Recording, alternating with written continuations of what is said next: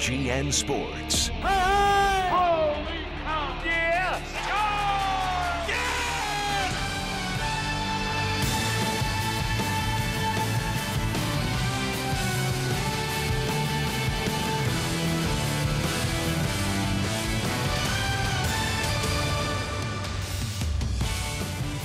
Welcome once again to Guaranteed Rate Field. It is the site of Game 2 of a 7-game homestand. This is 2 of 4 against the division-leading Cleveland Indians. Thanks for joining us once again. I'm Jason Benetti. He's Steve Stone. And the Sox were shut out in yesterday's game. But if you're looking for offense, maybe look no further than the 4th spot in Daniel Polka. Time to beat the Indians. 0-4 this year, and Daniel Polka will have a big say in that because he gives protection to Jose Abreu, and lightly he's stinging the baseball. This going the opposite way in Boston, rattles off the wall, drives in a couple of runs, and by the way, the last 2 runs the Sox have scored, courtesy of Daniel Polka. When you look at all he's done, he's been tearing it up. You see Torres, Guzman, and then Polka as far as runs driven in since April 25th, so that's among the rookies, and he's doing quite a job, and against the right-hand pitchers, and Plutko is a right-hand pitcher. He should have a big night tonight. Sox and Indians, a big game. Sox trying to even out the series. It is also Sox Serve Week, and we'll tell you more about that when we come back. It is the broadcast auction. A lot of great things you can win, great experiences. A full list coming your way after this.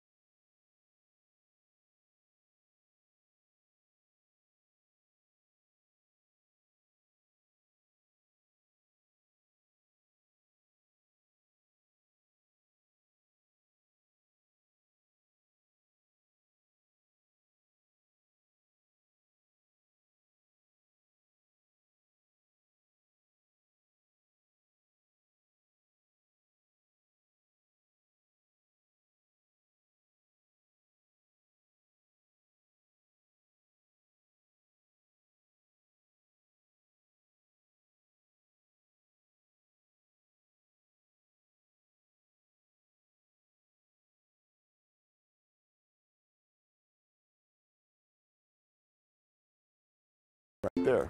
How many of us have ever had the dream of throwing out a ceremonial first pitch in a big league game? Well, now you can make it happen. Here's what you get: a custom jersey. Then you get to walk up before the game. Maybe you go from the stretch, maybe you take a windup, whatever's your style. But throw out that first pitch and do your best. On top of that, you get to go up and enjoy the game.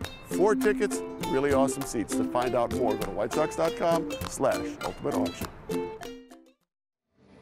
We'll be hearing from Mike Toomey all night long. It is the ultimate broadcast auction here on WGN, and so many great things to choose from to bid on this evening. And Sox Serve Week and White Sox Charities beneficiaries of that. And please be generous tonight because, as you can see, there's some great things up for bid.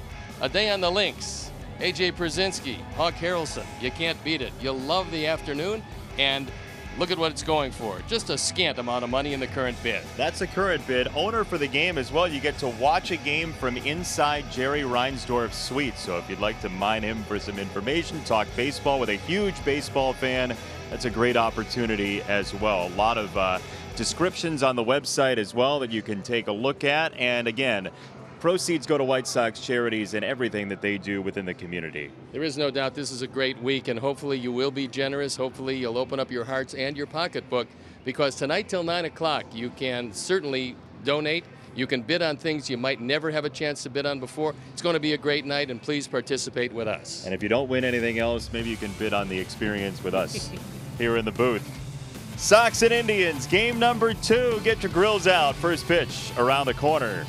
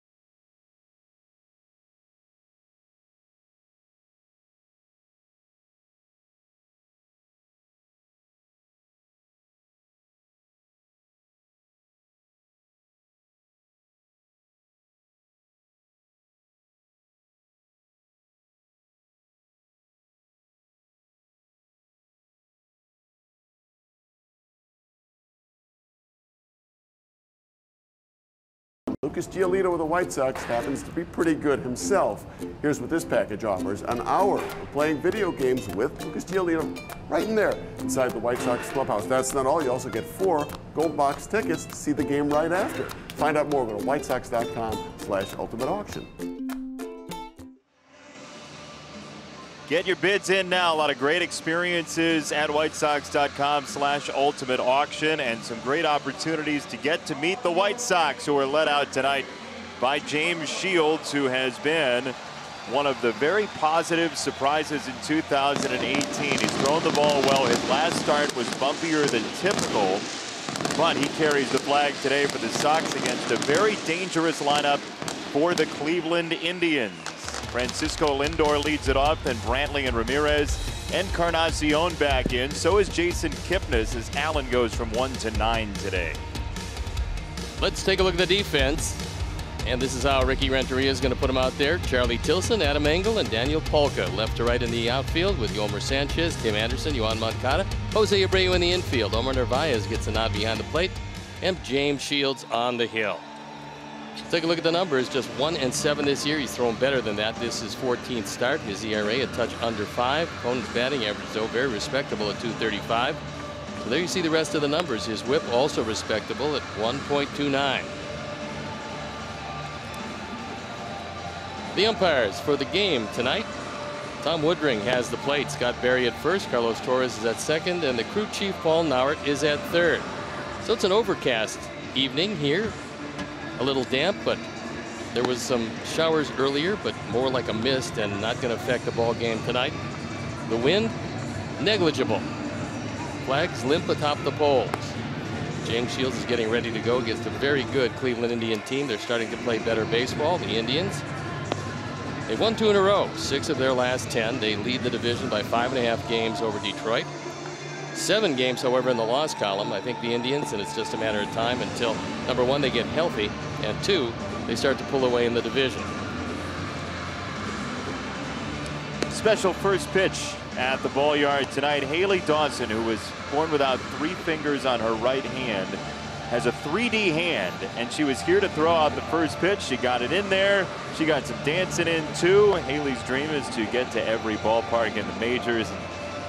Lucas Giolito there for a picture with her. But Haley was at the World Series last year. She's trying to get to every park this year, and that is a very neat young lady. She had quite a thrill, and she's quite a dancer. So we are ready to kick it off, and I'm ready to turn it over to my play-by-play partner, the charitable Jason Benetti. Oh, Steve, thank you so much. That's very giving of you in your Sox Charities jacket you got yesterday. Getting in the theme of things. Yes, indeed. This being Sox Serve Week and the ultimate auction until 9 o'clock tonight right here on WGN. Francisco Lindor awaits the first pitch, and he gets clubbed by it. In my short history in the game, I've found that when a base stealer gets hit, he tries to steal a bag, and this is a slider inside, and it clips Lindor. He's hit for just the 4th time this year, but he's swiped 10 bases in 10 attempts. 8 bases in 10 attempts. Cleveland does run with 41 steals as a group. That's 6th in the majors. And this being their first look at James Shields this season. We'll see how they handle it as Brantley steps in. They also run well. They've only been gunned down 12 times.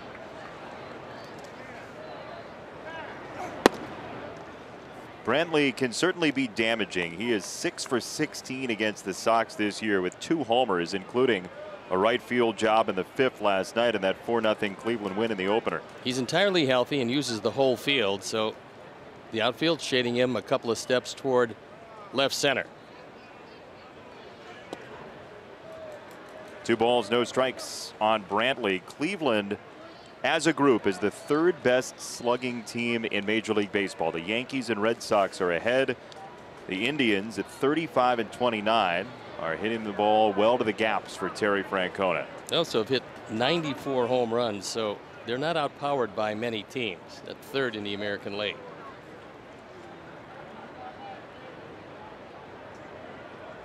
Two and 0. It's called ball 3. James will have the occasional problem in the 1st inning. For a while it was problematic. Lately he's been doing a better job of it, but the Indians are a pressure team. They've got speed up and down the lineup. They've got power up and down the lineup, and if you fall behind early, you've got problems. Perry feeds a strike at 88. 3-1 to Brantley. First strike of the ball game from Shields. This is really a good time for his best move to first base. Lindor figures to be going. He's got a decent lead at this point.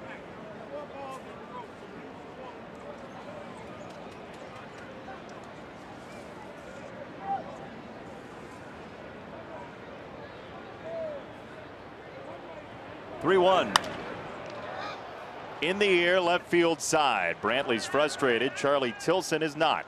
1 down here in the 1st. Nice job of coming back and getting a very tough hitter.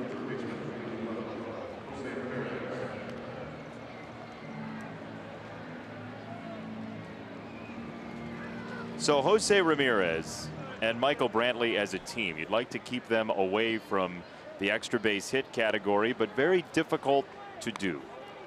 Ramirez has been all everything, and from the left side, that's where most of his power comes. 16 of his 19 home runs have come as a left-hand hitter. Also 31 of his 43 runs driven in. So although he's dangerous from both sides, much more dangerous as a left-hand hitter. They don't get themselves out typically, Brantley and Ramirez. And how about Andrelton Simmons, who we know about him as a defender, but he is having a renaissance of an offensive season. He's going to have to be that much better because Ohtani on the DL, and it looks like he's not going to get too much play the rest of the way. Which is sad to hear, considering his barnstorming through Major League Baseball the first couple of months of the season. Lindor was creeping well off of first, and now he retreats.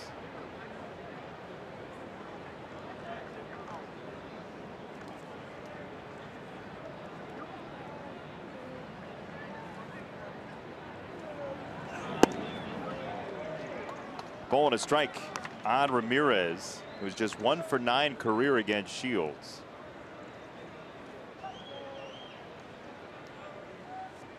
There's the 8 for 10 for Lindor,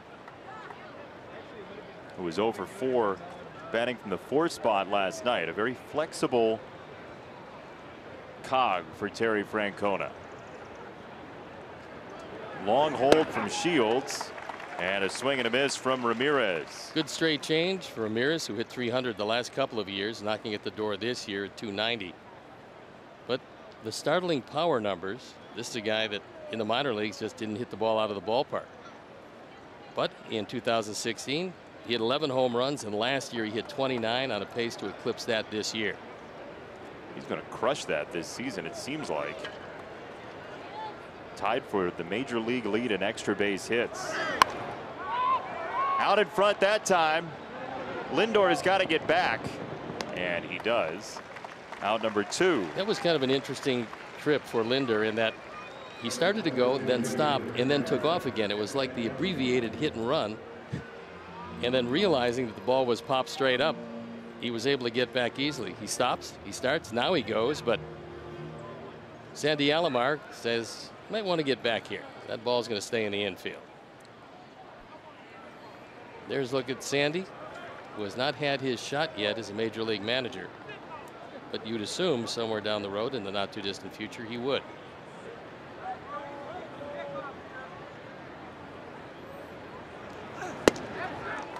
Swing and a miss at a breaking ball away to Encarnacion, 0-1.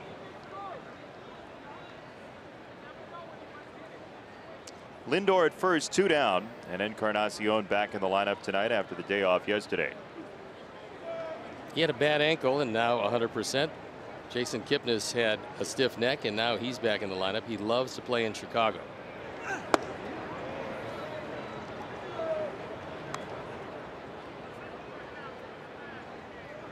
This Cleveland team so far this year is 4-0 against the Sox. The 3-game sweep by the Lake a couple of weeks ago, and now here at our Lake, a 4-0 win in Game 1 for the Indians.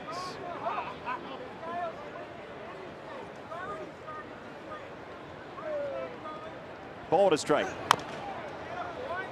And that's grounded foul. 1-2 on Encarnacion.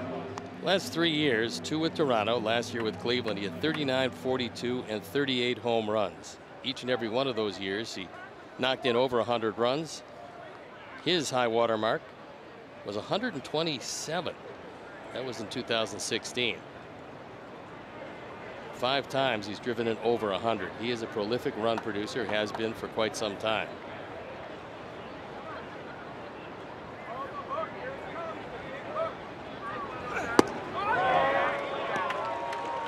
Did he go? Yes! Shields thought it was called strike 3. Instead, it's swinging. He'll take it no matter what, as we're scoreless through a half inning.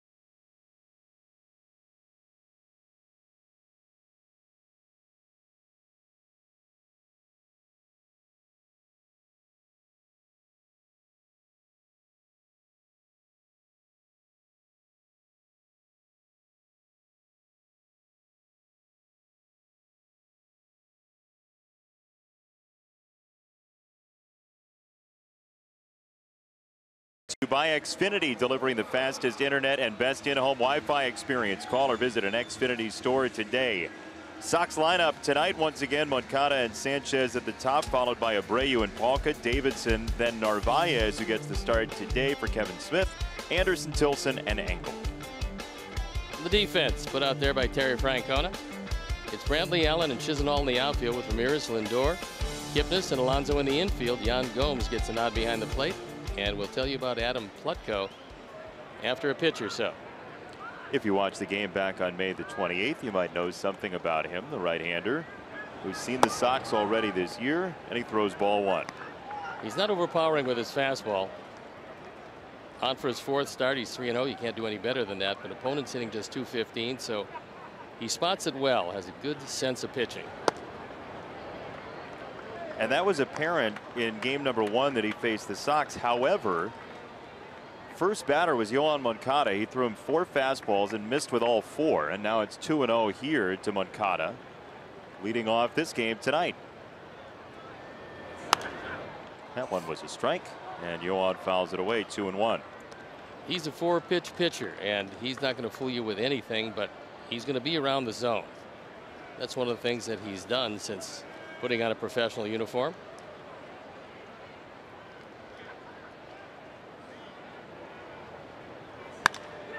That ball's hit well by Moncada.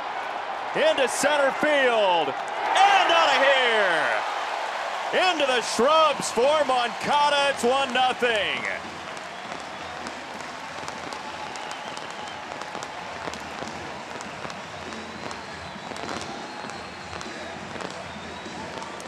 His 9th home run, RBI number 23, and that was a blast. Straightaway center field. Plutko fell behind, and the 4th of 4 fastballs leaves the yard. There's no doubt about the power of Yoan Moncada, and especially from the left side, he can put a charge into it. 4 of his last 5 home runs have been leadoff home runs. This one is hammered by Sanchez into right center. Thanks for coming early. It's 2-0. You don't want to miss a swing tonight. How about that? And no doubters back to back as Yolmer puts a charge into it. That's his 4th. He's driven in 28. And that a no doubter. The mouse ears for Noah. And Yolmer makes it 2-0. See, now that's a real yo-yo trick. That was a blast. So 4 fastballs, 2 of them leaving the park. Moncada didn't even have his equipment off. With those home runs, more generous donations from the Alex Snellius family in loving memory of Ursula. And this game looked inauspicious after a hit batter, and then Shields gets behind the second guy, and now suddenly it's 2-0 Sox. That's a ringing endorsement to throw something other than the fastball, because as we told you, the fastball is not overwhelming. If he doesn't hit his spots, he's going to get hurt with it. Played his college baseball at UCLA. So did Trevor Bauer. There's been a lot of pitchers lately come out of UCLA. The difference is Plutko won the College World Series with his ball club.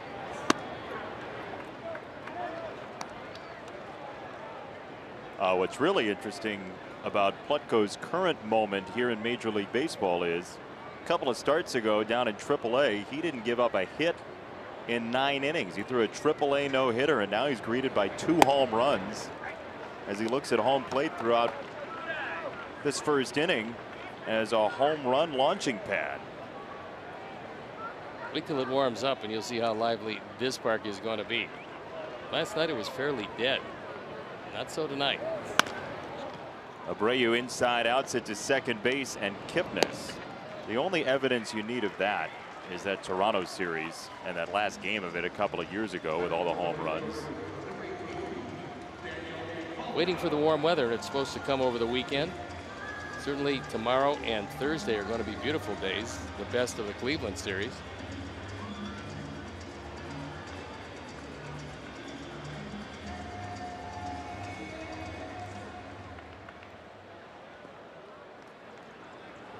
This weekend's supposed to be scorching. Yep, 90 plus. Daniel Palka vaporizes strike one. That was a rocket, got out a little too quickly on the slider. Wasn't that he was looking for it, it's just that he loves the first pitch, regardless of where it is.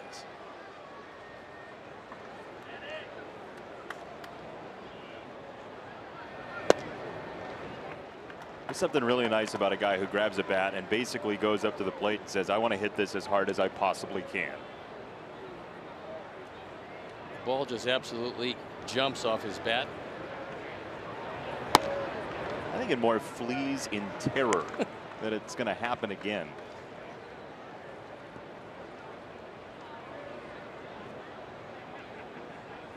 Daniel Palka in his first year in the majors, bringing up big time numbers on the departure gun. 2-2 on Palka.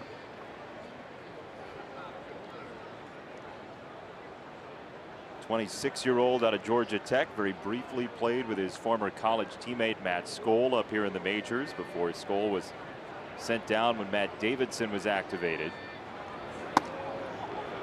Breaking ball high, 3-2. There is Davidson.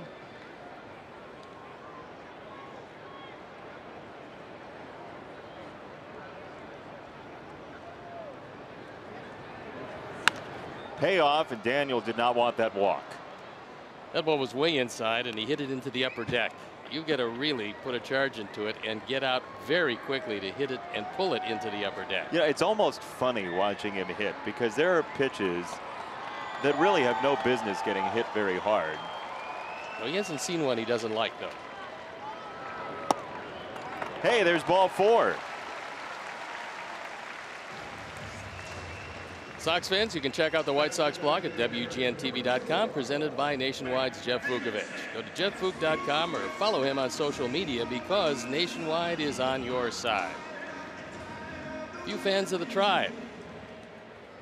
And the last few years, they've been very easy to root for. They've had a very good team.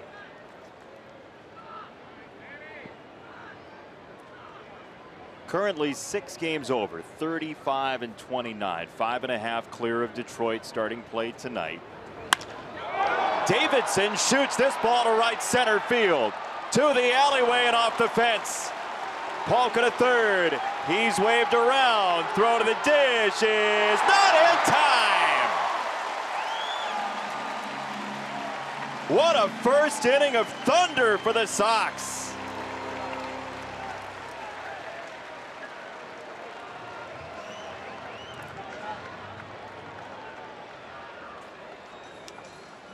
Carl Willis coming out now to settle down Plutko as he's been shocked. He got this ball up in the zone and Matt Davidson came on eyelash from taking it out of the park.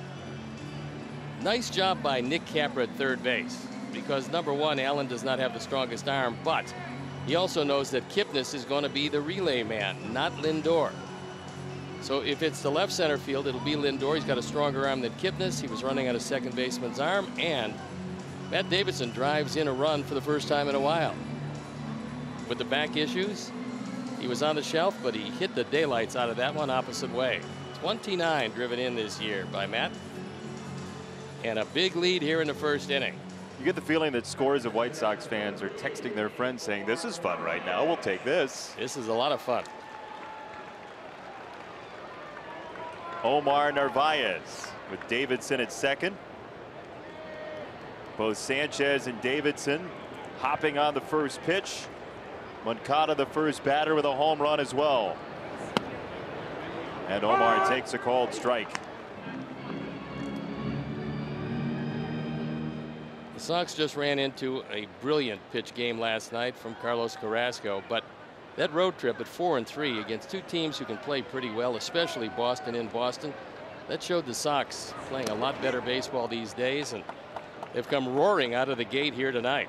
It's nice to see also that last night's shutout, where the offense didn't have many opportunities at all, didn't take the wind out of the sails. No, they came out tonight and they had a definite game plan against Plutko, who's fallen behind, and it's really hurt him when he has. When you don't have an overwhelming fastball, you can't throw it down the middle and you can't fall behind. Omar left center field, falling into the glove of Brantley for round number 2. Ben is up and going early in this one. The last thing that Tyler Olson wants is to come into this game this early. The last thing Terry Francona wants is having to make this a bullpen game. Although last night, with Carrasco going 7, the bullpen rested. But still, this is awfully early. You got too many outs to cover to run to the pen now, even with a good offense on the part of the Indians. When your bullpen cam gets used in the first inning, it's not exactly a fiesta at the ball yard. Never a good sign. Tim Anderson. That kicks away. Davidson to third. It's going to be a wild pitch, and Gomes usually doesn't miss these. That was a soft breaking ball, and this one just got away.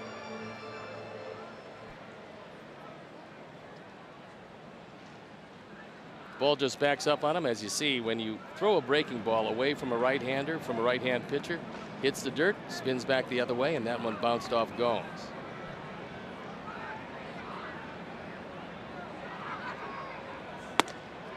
One ball, one strike. That was an angry fastball. How can you tell? Because he was throwing 90 miles an hour until he went and got 92 with that one. Threw it high and away and threw it by Tim.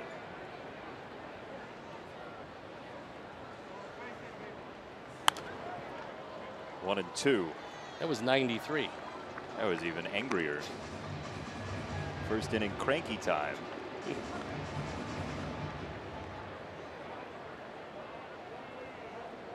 The Indians, who had an abbreviated 2-game series with Milwaukee, on the road to start the month, and will go back to a substantial homestand. Chopper foul to third. Nick Capra goes to make the play. Indians, in fact, will have one of their longest homestands of the year.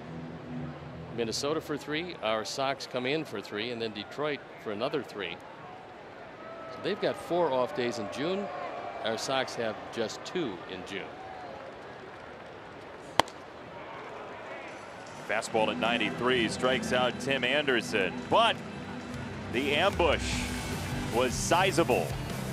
Yohan Moncada, Yolmer Sanchez, yo-yos for everybody, 3-0.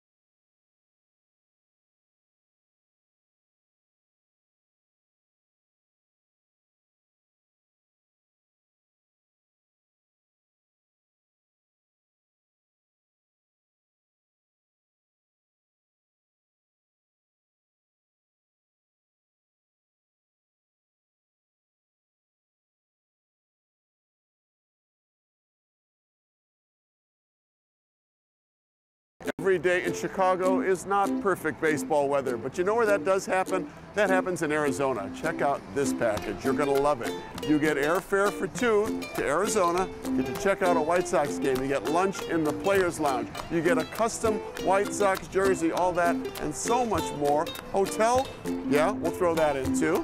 Here's how you find out more. Go to whitesox.com/ultimate auction. It's a great package to bid on, although I thought for a moment it was going to be the opportunity to be on Roger Bossard's tarp crew. That might be a wonderful experience, especially when it's raining awfully hard or snowing, something along those lines. High winds and tarp crew is a nice combination, I've always heard. Yonder Alonso takes ball one ball and one strike. And again, some great items up for bid. We'll tell you about them with the help of Mike Toomey throughout the night, but proceeds go to White Sox charities and everything that they do for the community around Chicagoland. You also have just under an hour and a half to bid. There's some things that you can't duplicate that you can only get here. And it's a charitable donation to White Sox charities, doing a whole lot of good throughout the Chicagoland area.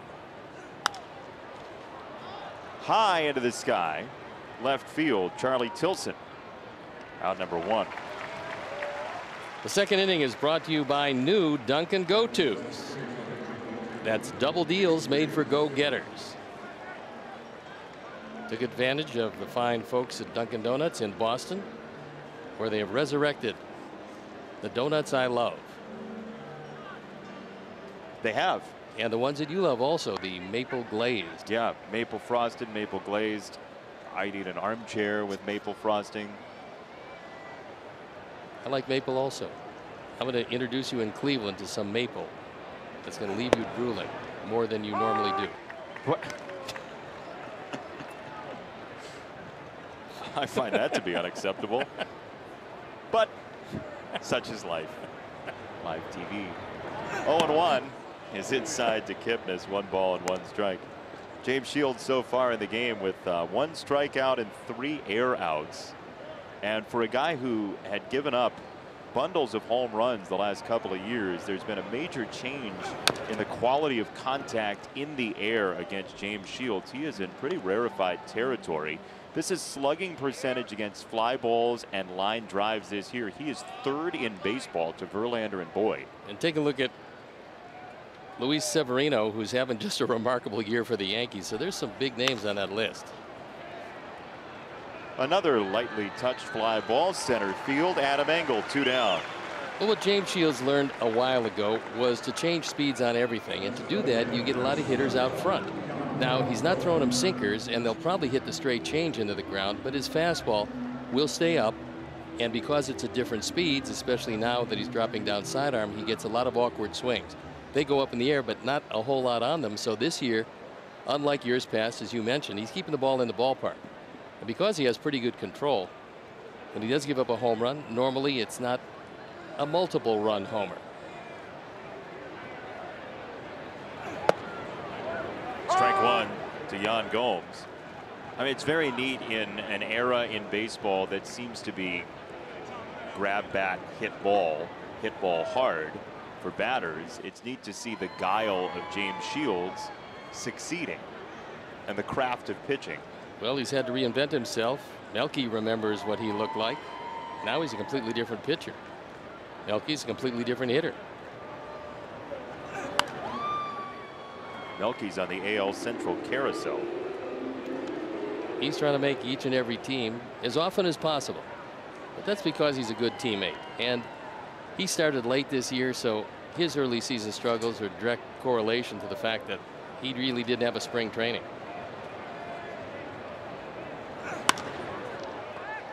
Right field. Polka back at the warning track to haul it in. Daniel Polka runs it down. 3 outs, 1 to each outfield position, and it's 3-0 Sox after 1.5.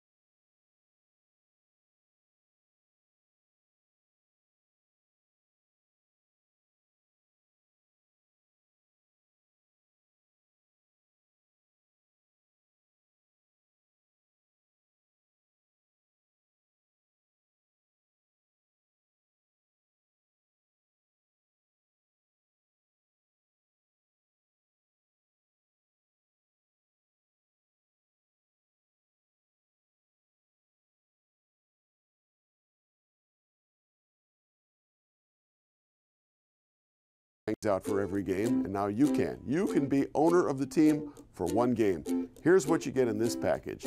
You and 7 of your closest friends get to hang out up here, just like Jerry does. You also get a signed program for everyone in your group of the 2005 World Series, signed by Jerry Reinsdorf. Not only that, 4 tickets to go see a Bulls game next season. Find out more, go to whitesox.com/ultimate auction. All right, so that's a great way to either make sure that your friends are very secure about what you think of them, or make 7 new friends, because 8 people in the suite with Jerry Reinsdorf, that is a good night to talk It's baseball. wonderful. You'll be delighted by the food and everything that goes with it, and you can find out anything you want to know about all baseball. Another oppo hit for Charlie Tilson. It's a leadoff single in the second. A lot of fastballs up from Plutko, and for him, that's not a good sign. Gomes wants it low and away, but he doesn't get it there. Anything waist high is just too high, especially when you don't have any sink on it, and he doesn't. They turn into line drives, not ground balls. And with Ramirez in, thinking about the bunt, and that's a ringing endorsement to showing the bunt every now and then. You pull them in at the corners, you can hit it over their heads. Hit number 12 for Charlie this year, 48 at bats. Adam Engel takes ball 1.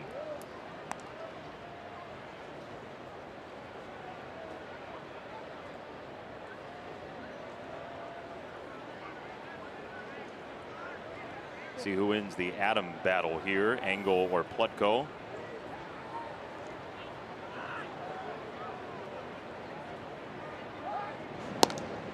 If you missed it, the Sox went back-to-back to lead off the game. Yoan Moncada, Yolmer Sanchez. First time the Sox have gone back-to-back to start a game since last year, when Alan Hansen and Yolmer Sanchez did it. Noted San Francisco Giant Alan Hansen. And he's still hitting some big home runs for them. Fly ball, center field. Smith coasts in and makes the catch for out number 1. Here's the guy who started it, Yoan Moncada. That's our 4th drive of the game. And some early thunder. Fastball down the middle. And gone. That was his Yolmer.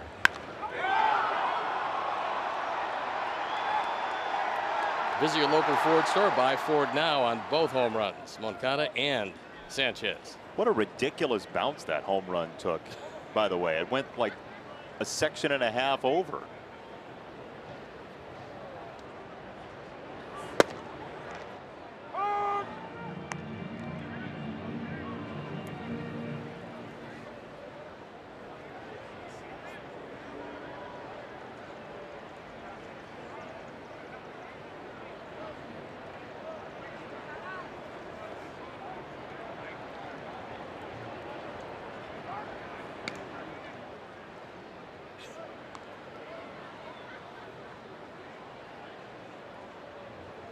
Well, the Sox just very recently saw Plutko. It was back on May the 28th, so just a couple of weeks ago.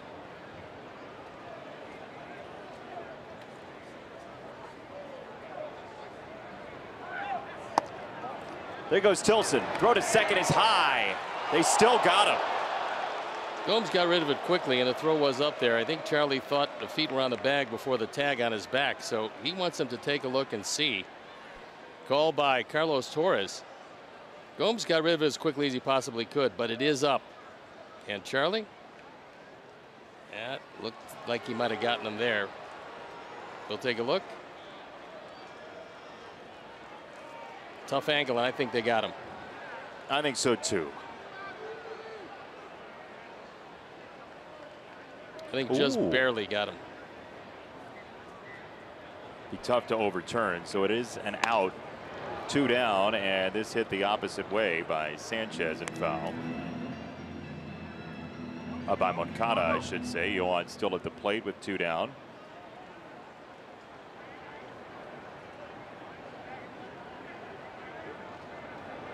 One, 2 is upstairs. 2 balls and 2 strikes.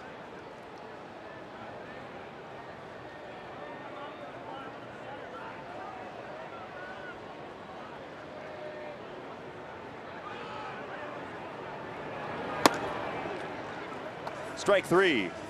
Leadoff single, no harm done to Plutko. The Sox still have the lead, and in a big way, 3-0.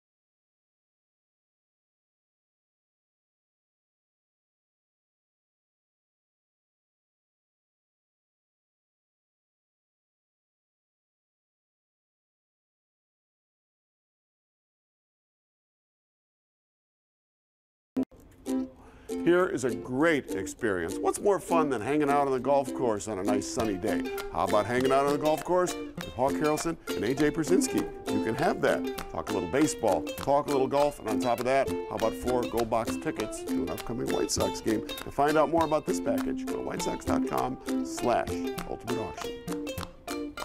Yes.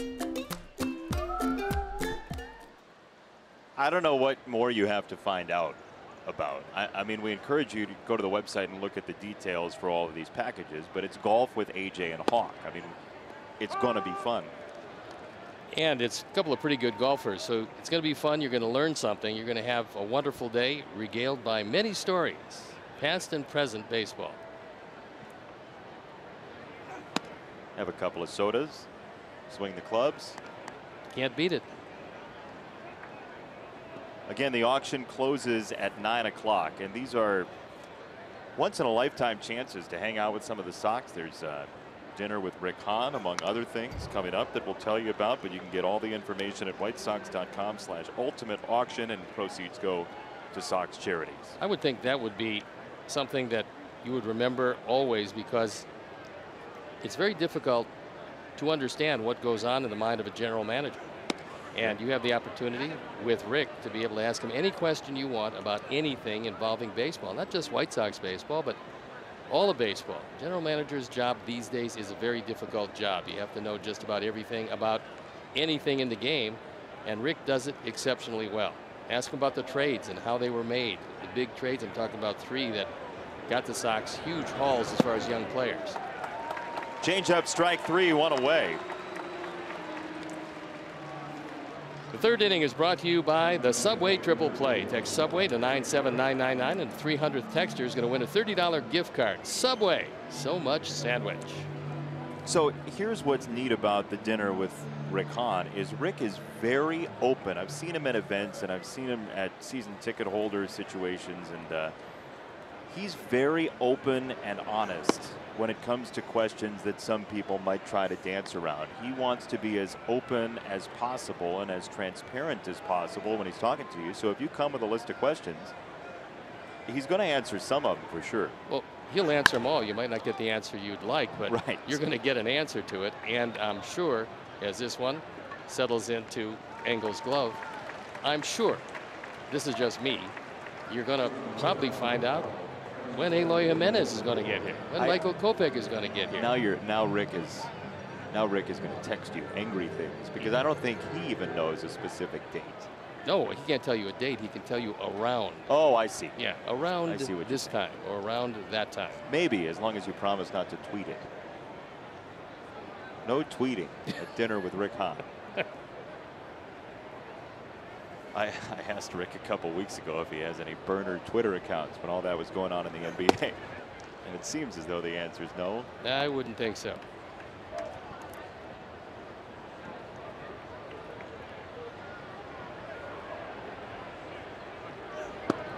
Although we may have a hint if somebody tweets something angry in like the next 5 seconds at Jason Benetti. May have a little clue.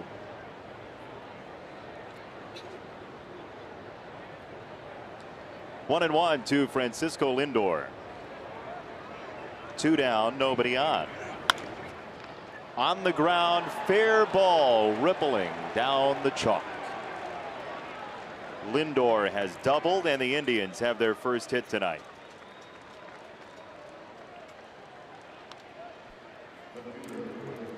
This one just tapped to the left side. It's a changeup away, and Lindor doesn't try to overswing. He just takes it that way. Nobody home right down the line, as you would expect. Paul Nauert said it was clearly fair, and it turns into a 2-base hit. Lindor and Moncada, competitors for years to come in this division. 24 years old, the smiley shortstop for the Indians. 23 for Yohan Moncada, who's homered already tonight for the Sox.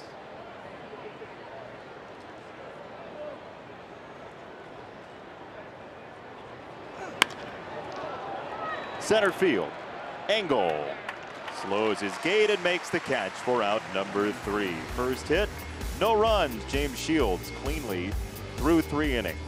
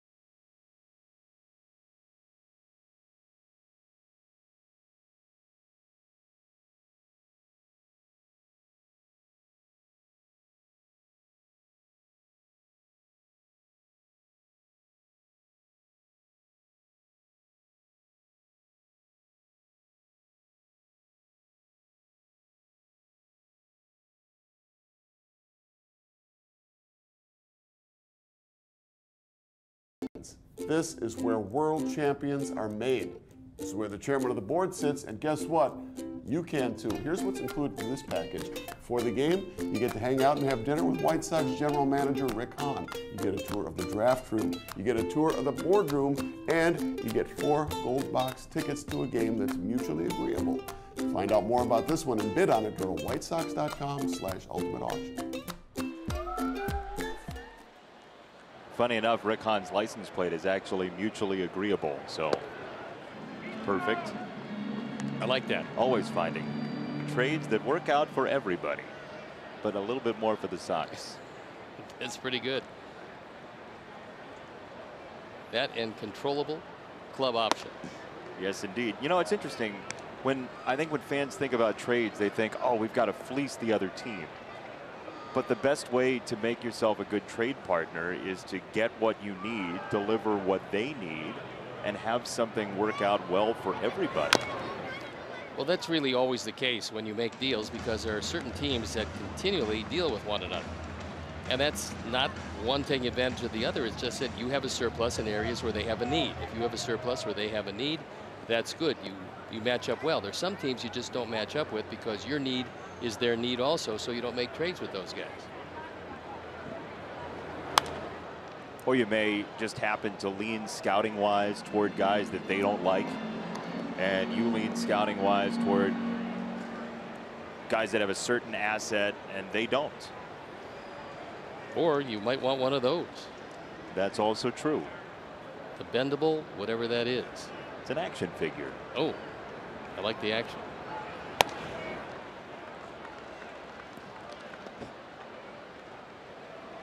That little guy's going everywhere. What a trip to the ballpark for whomever that is. Can't get a face. Shawn Michaels? Oh, it's Demon.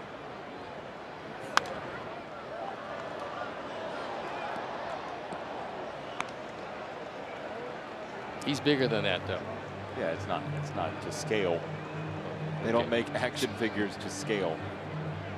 Be hard for the little fellow to bring him to the ballpark and bend him around. 3-2 on Sanchez. Up and out, ball 4. Yolmer saw everything away that entire at bat, so a promising way to start the 3rd inning. Oh, he's got a buddy. Where are they going to have their match? What a ring entrance. Flying into the ring. And then bending completely backward. Oh my goodness, he's got a chair.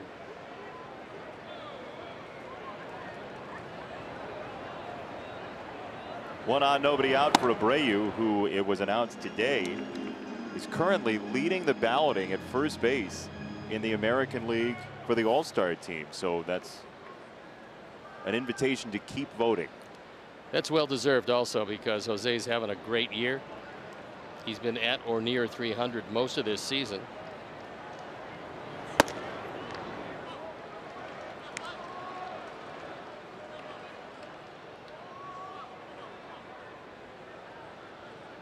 Got a good count at 2-0 with Sanchez at first. Plus, Jose is in the best shape I think we've ever seen him in. He's running better than he's ever run before, and he's very aggressive on the base paths. One of the things Abreu's doing is hitting the balls that he's supposed to in the zone when they're there for him. Middle, he has been one of the best hitters in Major League Baseball. On baseballs down the middle, his average exit velocity is 4th in baseball, behind Harper, Martinez, and Judge.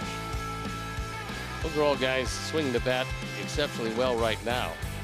Moreland was swinging it very well for the Red Sox when we saw him in Boston, as is J.D. Martinez, who missed one of those games. But when he's in the lineup, that's a different lineup. And now that they got Mookie Betts back, the Red Sox have their full complement of offensive tools, and they're going to get even better. They're going to have to be to hold off New York, who's also a terrific team. They come in a virtual tie for first place.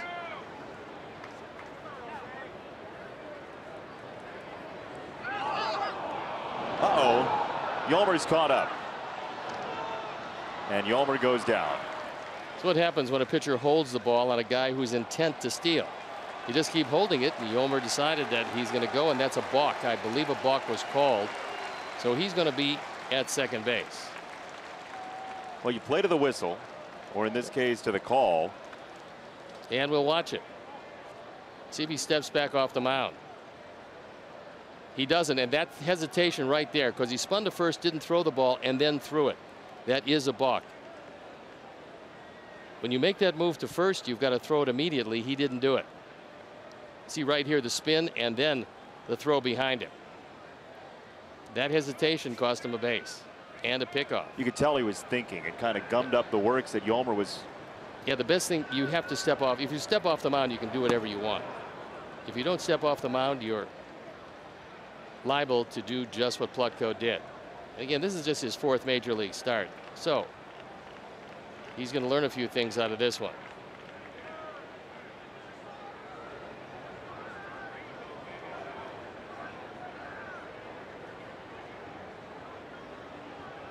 Two and two on Jose. And that is a rare miss at a pitch in that spot. One away. It may seem intuitive that you would just hit balls down the middle, but as we showed you the numbers, Jose is better at it than most.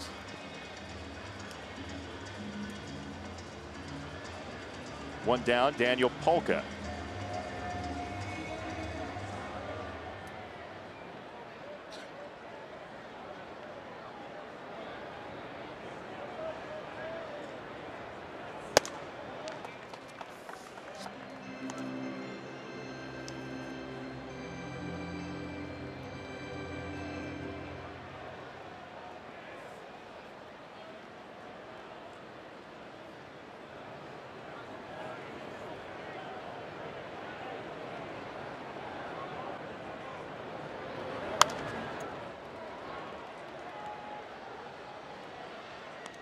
There was an attempt at a backdoor slider. Didn't do a whole lot, but got Daniel to foul it off to the left. Nice weekend for Daniel Polka. Had some family in attendance at Fenway Park and provided a couple of RBIs in the 9th inning in that last game. Some big ones. Little insurance late. That got the mask of Tom Woodring. That's not the guy you want a foul ball to come back at you off of.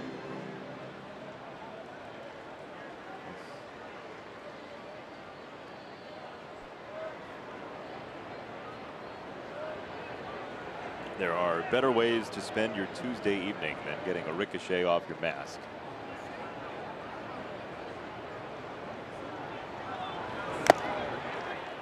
Upstairs for strike 3.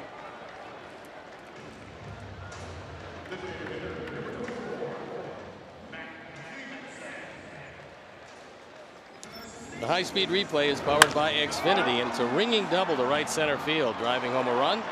The 3rd run of the ball game, and the 29th driven in by Matt Davidson. I like the guy who is going to catch the ball through the fence as it came down. Got to make an attempt.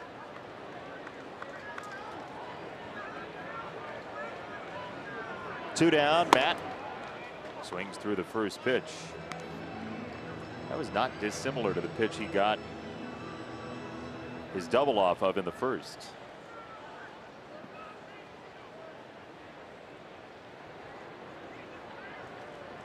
At least location wise.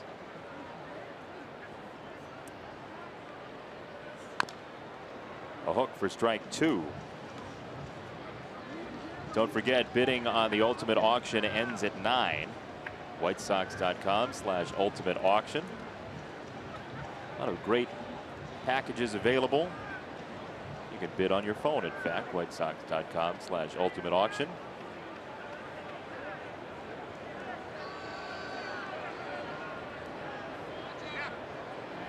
Two strikes on Davidson. Upstairs 1 and 2. Adam Plutko, who made his major league debut a couple of seasons ago.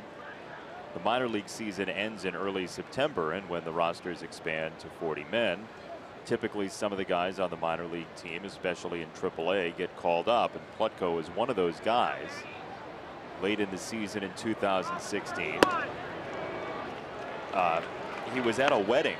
A buddy of his was getting married out in California. He was at a wedding and he was standing up at the wedding, and his phone rings and he can't answer it because he's, you know, in a wedding. Well, he finishes with the ceremony, goes and looks at his phone, and it was the Cleveland Indians calling to say, "You got to get here, we're calling you up." So in the middle of a wedding is when Plutko learned that he was making his major league premiere, as he strikes out 3 in a row to end the 3rd. 4th inning coming next. 3-0 Sox.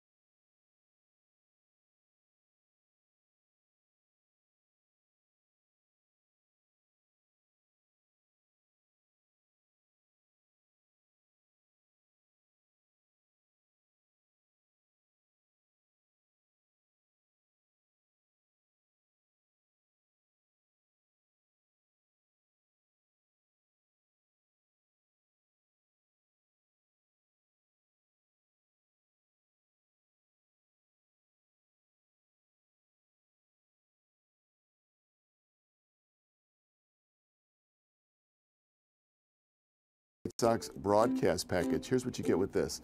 How about a meet and greet with Steve and with Jason? How about you get to help Jason out with White Sox math? How about this? A pre-show clip for a souvenir that you can have for the rest of your life. How about a shout out from the broadcasters? And how about 4 gold box tickets to any White Sox game? How about if you get out of here and let me get back to the game? All right, I'll do that. But to find out more, go to whitesox.com/ultimate-auctions. Mercy. One of the great perks of that package is Steve will also throw you out of the booth. No, if you bid on it. Be more than happy, but where the bid is now, it's just sad. Yeah, I don't think it's sad. I just think people have not encountered it yet. That from Mike Toomey brings it into the foreground. Ah, okay. Please bid on us, is what Steve's saying. Well, if not, no, I will then buy the package and exclude you from the booth. Oh, come on. It's the on. least I could do. It's a group function here. Me and you and togetherness A and simpatico whatnot. kind of thing. Yeah. Oh, I get it. Okay. Yeah, don't you feel it? I can feel the love from here. And that's the maximum distance we can feel the love from. Hi, folks. This is what you can win in Sox Math tonight, by the way. Just in case. A lot of stuff. There's a Sox Serve Week shirt, the batting helmet, a couple of gnomes, a Hawk Solo bobblehead. We still have a couple of those. And this White Sox book that has been here for a long time. It's been here longer than that Gene Honda baseball. 1990 to 1999, everything you want to know Sox is right in this book. So is if you Chris have Snowpeck any, in there? yes, I'm sure he is. If he played 90 through 99. I got Bo Jackson rehab on the first page I looked at. It's actually a shot of Bo Jackson rehabbing from '92. We like it. What else you got in there? Ron Karkovice. Nice. Should I show it to the camera or just read it for myself? No, just read it. Mike Cameron and Albert Bell. Into center field, Engel motors over to make the catch. Here's your Sox Math question for tonight. If I can pry myself from this 90s book, I feel like I'm 11 again. Number of letters in the last name of Winston-Salem's manager plus the number of pitchers on that team who are all-stars multiplied by hitters on that team who are all-stars minus the number of games over 500 Winston-Salem is. It's Audi Sox Math, brought to you by your local Chicagoland and Northwest Indiana Audi dealers. Visit AudiOffers.com for exceptional deals. And we feature Winston-Salem because their all-stars were just announced yesterday. 5 all-stars for the dash. A lot of good arms down there. And we don't want to tell you the manager's last name because then you'll get it. No, but Omar's team is very good. Omar Narvaez? 0-2 on Encarnacion. Yeah, all the Omars you can think of. Omar Little. Omar Moreno? Sure. There you go. Omar Khayyam. Well, you tuned in for Name the Omars. You were looking for White Sox baseball. This is the last episode. Ball and 2 strikes on Encarnacion. 1 hit so far against Shields, and that is all. 3-0 Sox, thanks to back-to-back homers to lead off the game. Then Matt Davidson, 3 batters later with an RBI double. If James is going to go in, he better go up and in. Other than that, best policy is to stay away from Encarnacion. There's a tendency to open up and cheat a little bit on inside pitches. By cheating, I mean looking for the ball in, opening up, not regarding the outer half, and looking for one pitch. Encarnacion, one of the better guess hitters around. Southpaw with a Sox Serve shirt. What a charming fellow he is. Making sure his hair's okay. Whew, he didn't have enough time. High into the sky and twisting foul.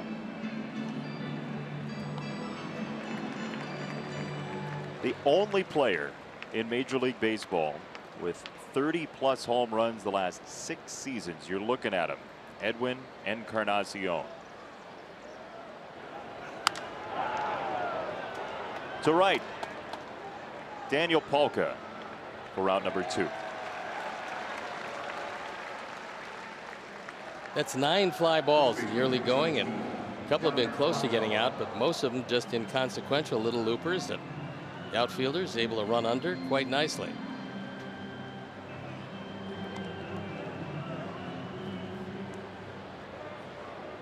the bleachers, a lovely couples retreat.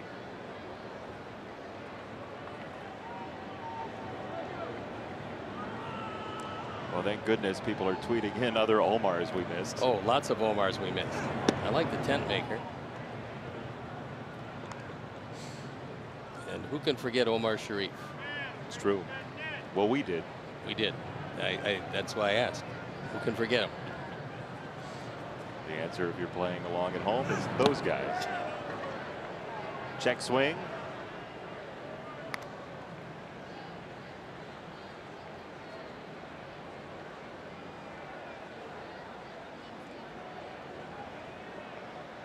Two and 0 on Yonder Alonso.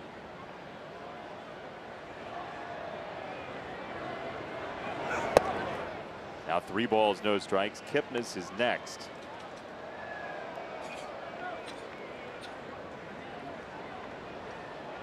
I would think you'd have to be careful here because Terry Francona loves to give the 3-0 green light, especially to guys who can put a charge into him. And Alonso does get that green light. A rare ground ball for the infield tonight. Tim Anderson handles it well. 1, 2, 3 for Shields. Bottom 4 after this.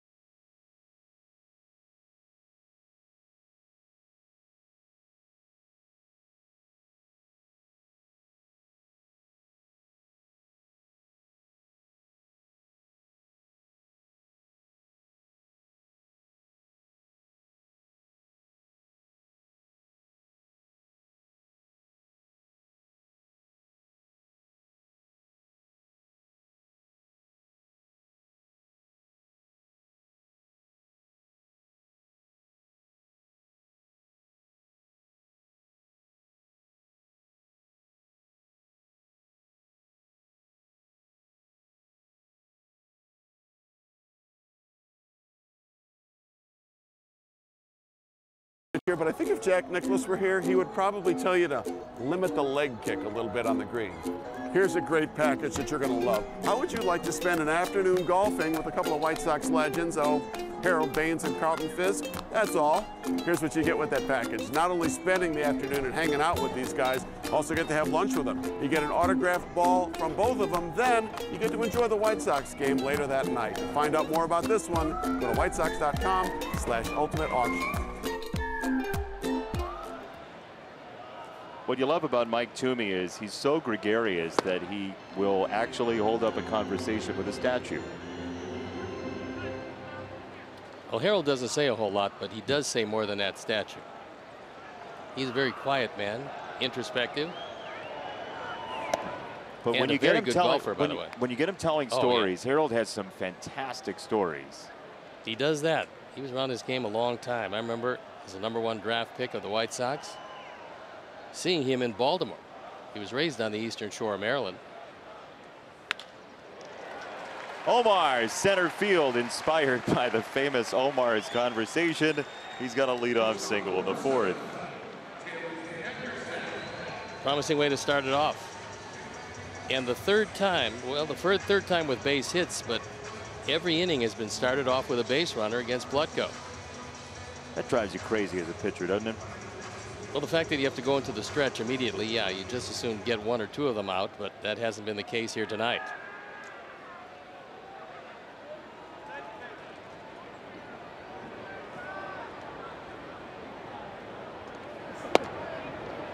It's outside, ball 1 from Plutko.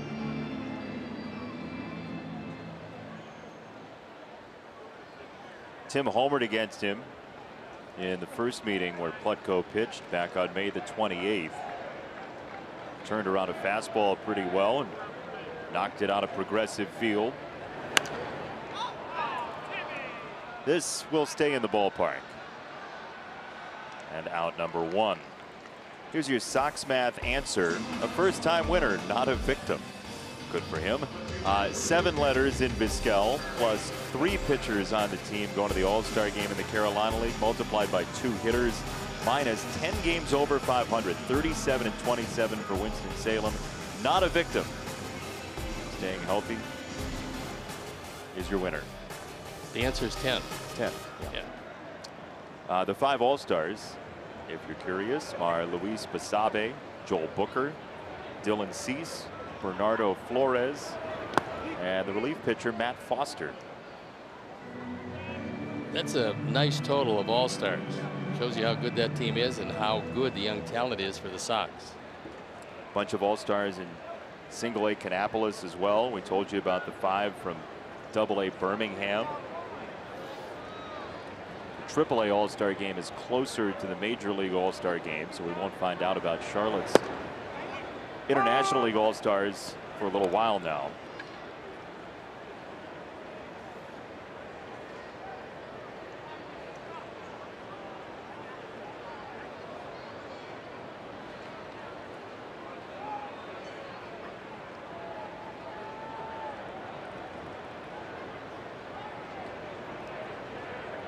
One is high to Charlie Tilson. 2 balls and a strike.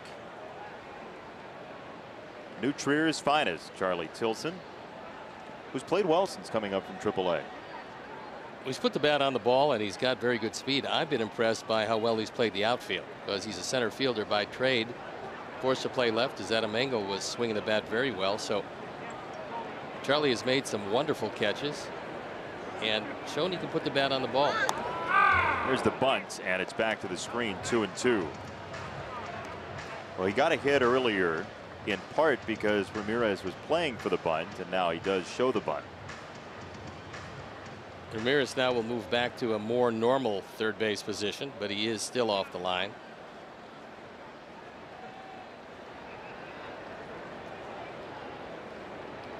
You could make a lot of scratch if you were a good 2-strike bunter. Rod Carew, the Hall of Famer, used to do that all the time, especially against left-handers. That slider inside was fouled right off Charlie's leg. If you like watching good hitting, by the way, and you're from the younger generation, go to YouTube and watch Rod Carew for a little while. He was just a master, and he was another one of the guys like Ichiro that he had as much power as he needed, just chose not to hit the ball out of the ballpark. Wanted to get 3,000 hits, wanted to go to the Hall of Fame. He was able to do both. One thing about Rod is never played in a World Series, which unfortunately for him is a thrill, and he certainly deserved to be there. Just his teams always got derailed before they got there. 2-2 to Charlie, and he stays alive. So Narvaez is still at first, 1 down.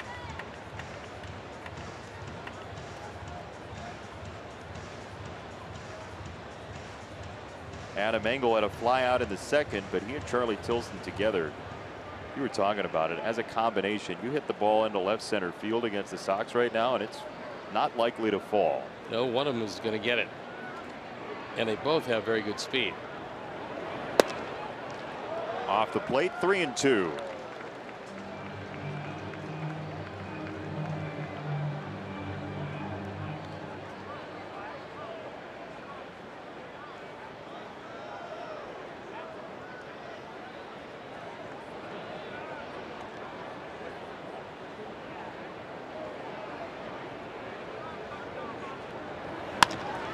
On the ground up the middle. Kipnis feeds Lindor, and that is not in time. Charlie Tilson beats it out.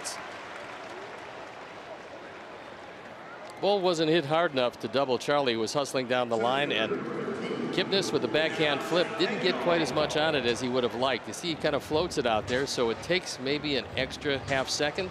That's all it took to not get the double play at first base. Called by Scott Berry.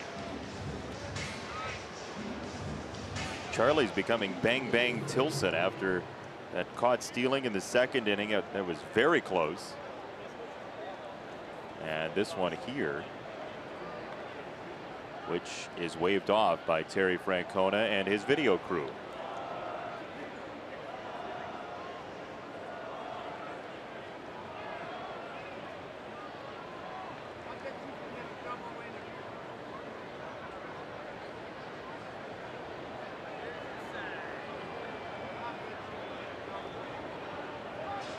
There's a throw on Tilson. Charlie 2 for 2 in stolen bases since coming up from Charlotte. And by the way, some news from around baseball that will affect maybe the weekend series. Miguel Cabrera has left the Tigers-Twins game tonight with a left bicep strain.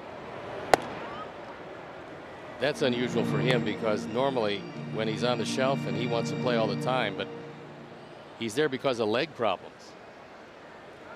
Charlie, of course, 2 for 3 after the caught stealing. He came into tonight 2 for 2. But yeah, if Cabrera's out of that lineup, you would imagine the Tigers would fade. And they're coming here next. To right field. And it is in for a base hit. Tilson gunning it for third. Safe.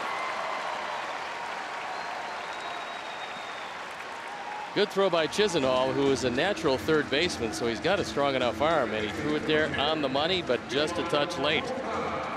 This ball off the end of the bat drops into right field. Chisenhall sets up nicely, catches it on a hop. He's got all the best of it as far as his throw is concerned, and he gets it there. The high hop, however, on the grass allows him to get in, and here's Charlie thinking he's going to make it all the way. Became a very close play at third, but because of the grass and the high hop, he was able to slide in under the tag.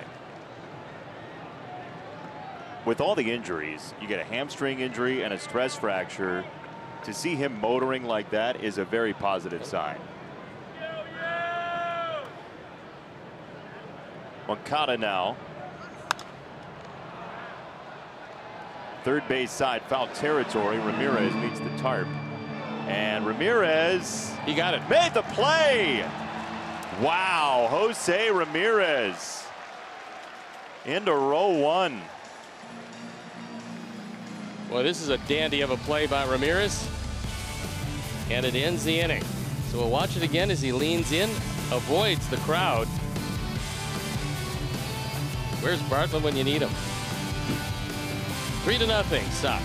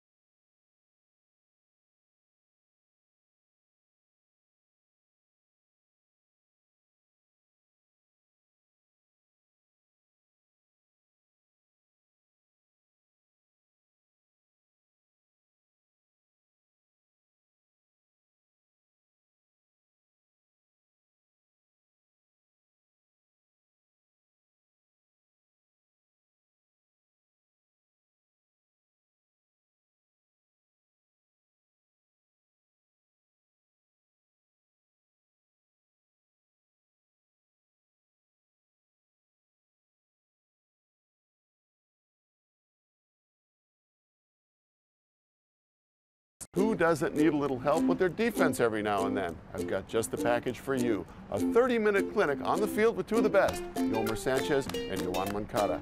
You and a friend can enjoy that experience, and they'll sign a ball for each of you. Then you get to go up and enjoy the game with 4 gold box tickets. To find out more, go to whitesox.com/ultimate-auction. Well, the idea is that you'll get infield practice as you can go bid on the ultimate auction and that package until 9 o'clock tonight. So still about half an hour to go. you might be able to learn some outfield as well. Yolmer Sanchez has been taking some balls in the outfield too. Two great guys. Fun to be around. Yolmer is an absolute treat. Even if you don't want to learn about defense, getting to spend a couple hours with Yolmer Sanchez, personality-wise, is top-notch. Well, after tonight, they can also talk about offense as they homered back-to-back to lead off the game. But you're right about Yolmer being an interesting character. He is one of the true characters. And unless you're around him, you can't really appreciate him. And you'll get a chance to be around him for quite some time with that clinic they're going to put on.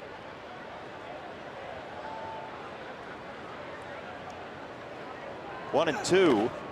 That's 2 balls and 2 strikes on Kipnis.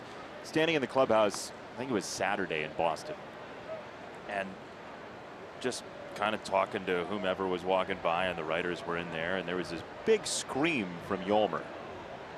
And evidently there was a card played in their card game that was very important to Yolmer Sanchez, because it was his blood-curdling scream in the middle of the game.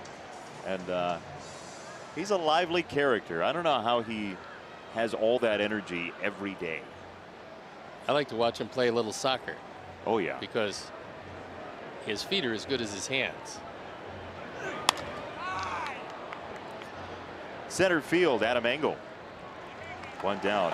It's almost as though, not saying he didn't have a personality before that, but when he changed his name to Yolmer, it was almost a signal that he was going to become this person that he is now in the clubhouse, a major force for a major league team.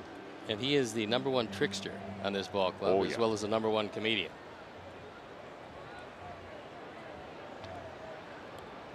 Yolmer's been also a very good player. 28 runs driven in at this point. For a guy that was a top of the lineup hitter for a long time is a pretty good number. 7 triples. He's been the guy leading the pack in triples for a good chunk of this season in Major League Baseball.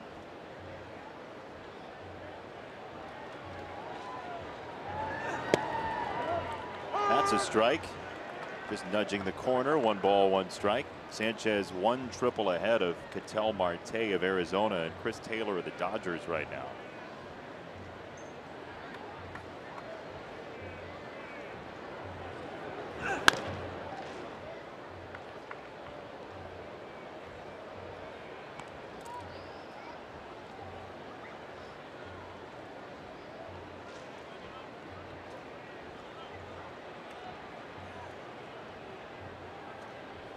The joys of the front row.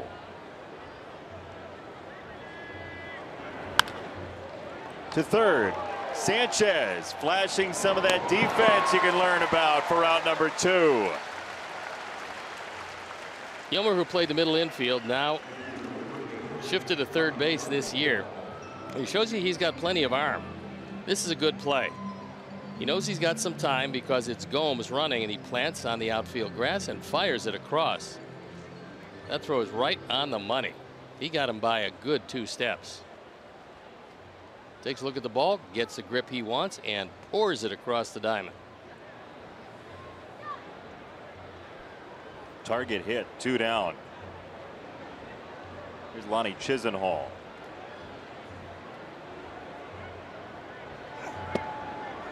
Nice soft catch by Omar. Strike 1.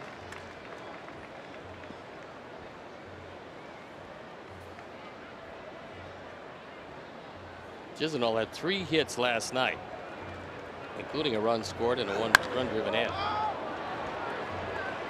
Another lazy fly ball for James Shields. Engel for round number 3. 1 hit allowed by Shields. A jewel tonight. Sox up 3.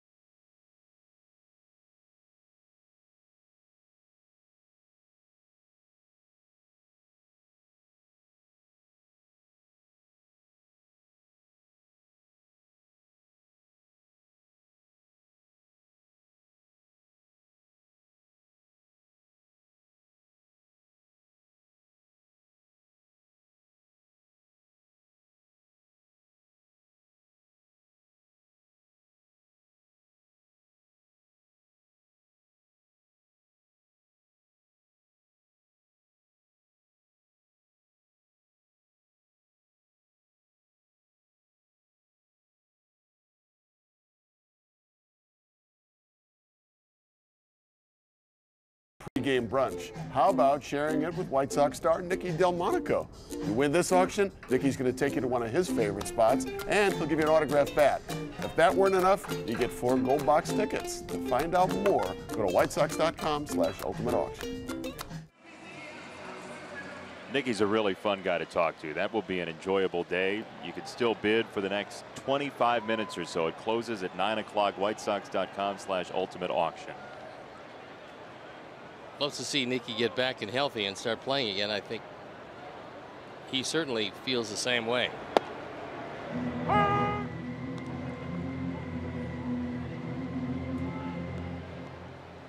Yolmer Sanchez with a home run and a walk. He's got those 7 triples we were talking about to his name this season to lead the majors. Left of home. Ramirez waves off Gomes for out number 1. Here are the triples leaders in the American League over the past half-decade, and Eddie Rosario with the 15, the outlier in 2015, but Yolmer is on pace to get up to that number. Triples have faded a little bit, and Rosario's number is something to aim for Mr. Sanchez. One of the reasons why you don't see as many as guys start to break it down, but on the White Sox this year, Ricky encourages them to think 3 bases when they leave the box if they have a shot at all. If they force you to pull up, well, then you do. But you got to hustle out of the box, and that creates triples. You have to think 3 bases when you're, as soon as you hit the baseball, especially if you hit it in the gap.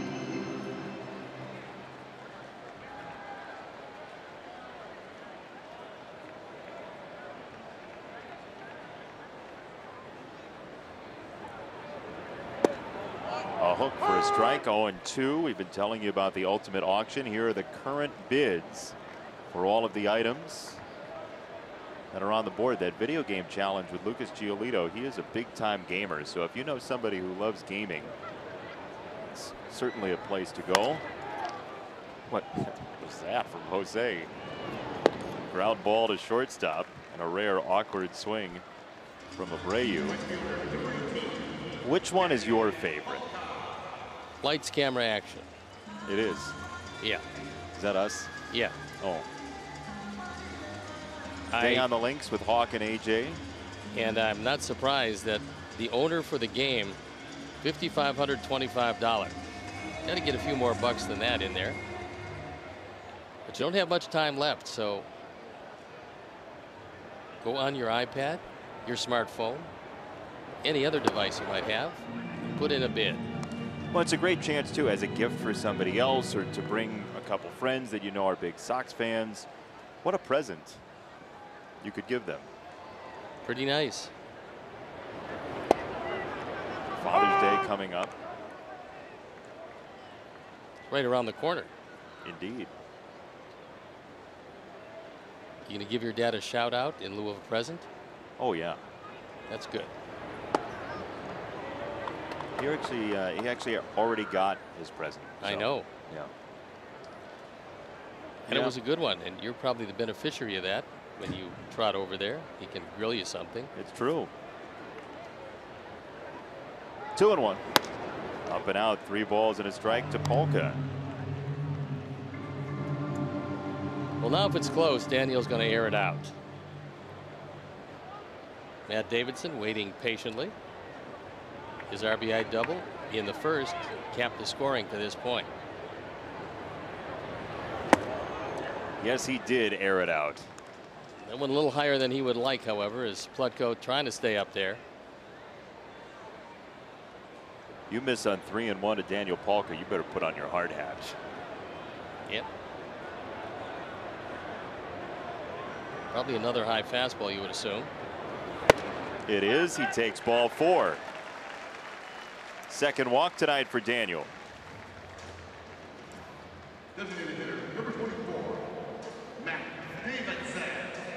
Turned out to be a very nice night for baseball.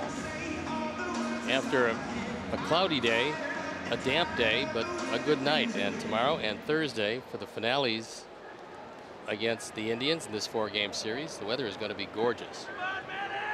Trevor Bauer against Dylan Covey tomorrow. It turned out to be a great pitching matchup for the Wednesday game. Polka chased back to first. Then Clevenger and Rodon on Thursday. First home start for Carlos Rodon in 2018 as a matinee on a Thursday.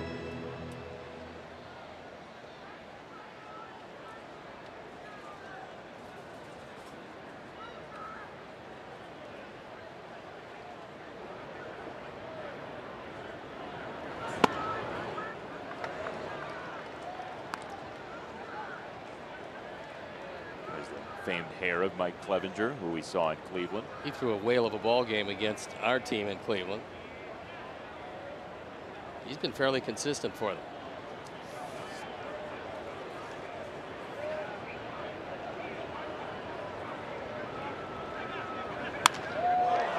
Davidson center field. Allen back at the warning track, and that ball's off the fence. Polka motors around third. Throw to the plate. Cut off. Davidson drives in another. This one straight away. It's 4-0.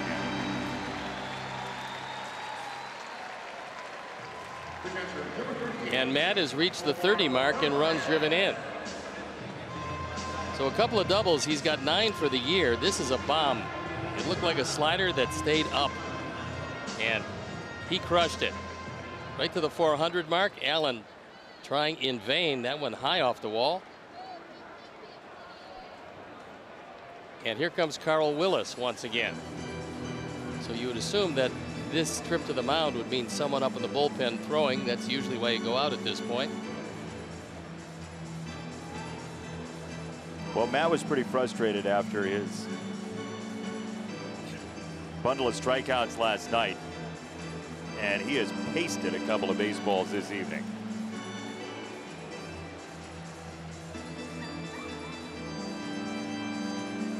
Todd Steverson and Daniel Polka talking over a couple of nice sequences for Daniel. He's walked twice and scored twice. Well, Todd knows that when you start taking your walks, and he's talking to him about the high fastball and swinging the 3-1 pitch, it's okay to let it go at 3-1, but you want to get something you can handle. And for Daniel, that's belt high or lower. But and he's talking right now. He said, look, they're going to keep buzzing you upstairs until you start laying off it. And that's one of the things. If he gets a pitch belt high or lower, he crushes it. So he's not doing himself a favor. And Todd's reminding him, you've got to lay off that one. If you lay off that one, you're going to get some really good pitches to hit. Yeah, it's not only for that walk that you could have had, it's for the future at bats in the series and beyond. That ball stroked by Narvaez, and it is gap worthy into right center field. Davidson scores. Omar to second. Back-to-back doubles. The Sox by a nickel. 4th run driven in by Omar, who's got a couple of hits, and he's been doing that a lot lately. In fact, the catching combination of Kevin Smith and Omar Narvaez has really been tuning it up. They hit over 400 on the road trip, and a single and a double and a run driven in for Narvaez tonight. Smith was 1 for 3 last night, so the offense of the catching core in high gear.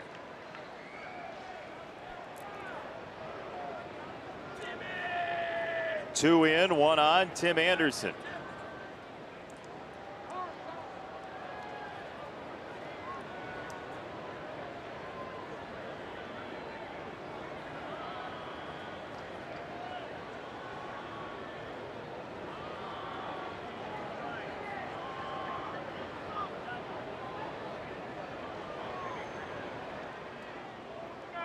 Nobody home on Omar.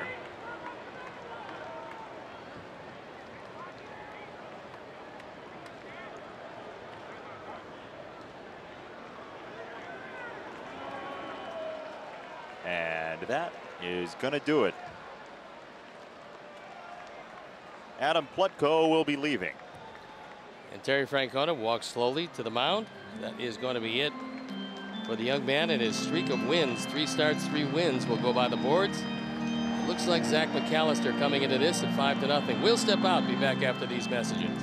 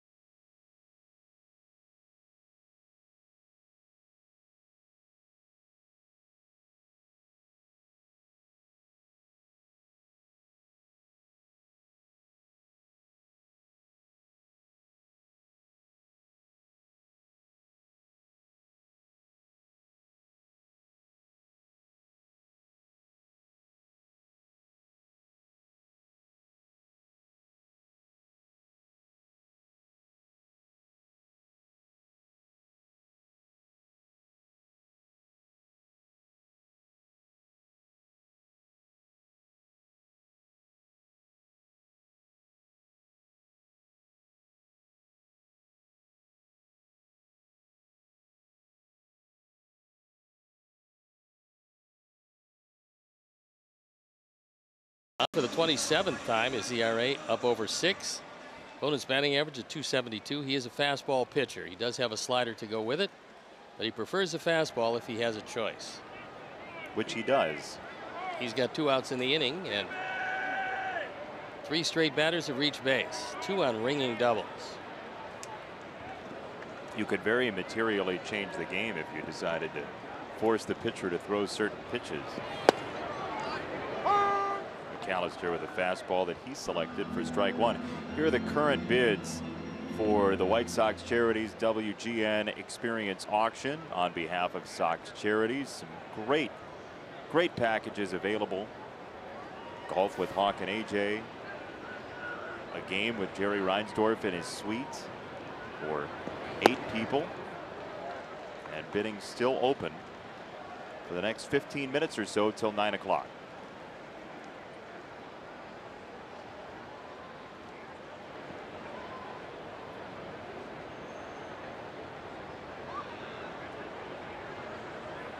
Oh, and 2 on Anderson.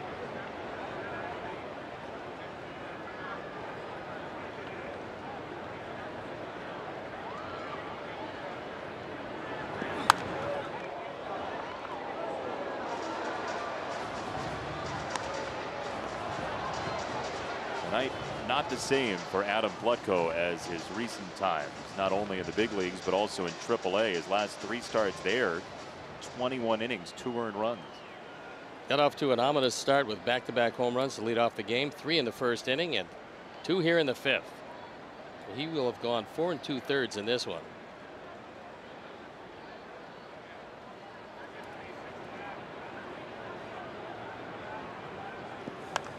Sox with 8 hits against him. He walked 3. He struck out 5.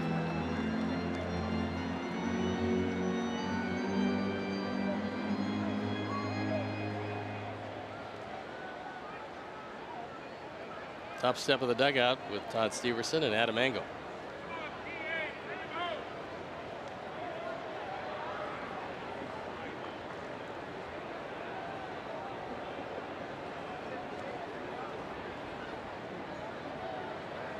Oh, and 2.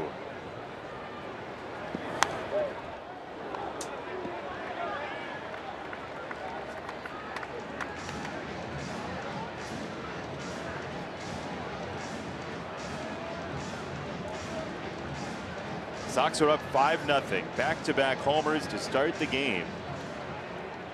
And bragging rights for the person on the right for now.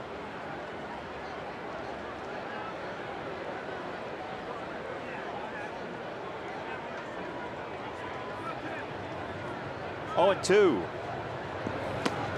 That's a swing and a miss for strike 3. So McAllister comes in and puts some water on the fire, but the Sox get 2 more and a 5-0 lead after 5.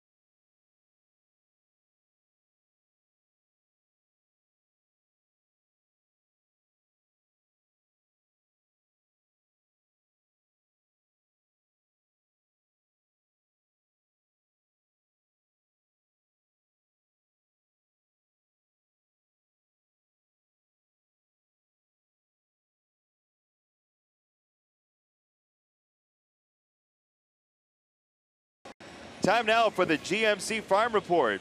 We are professional grade, and down on the farm, the Knights and Intimidators were off. Birmingham took a loss, but it was a triple fest for the Dash in advanced A, including Blake Rutherford. He had one of 3 triples in Winston-Salem. This one for the center field wall against the Myrtle Beach Pelicans, and Rutherford continues to hit the ball well for Winston-Salem.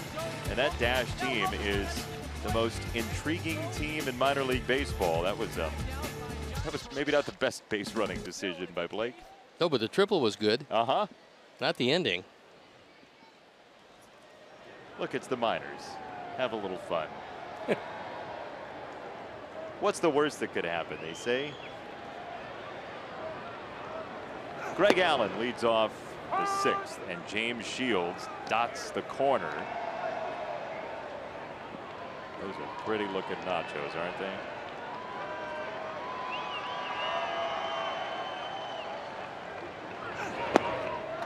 Swing and a miss, 0-2. Under 10 minutes now to bid on the Ultimate Auction. WhiteSox.com/Ultimate Auction. Again, proceeds to Sox charities.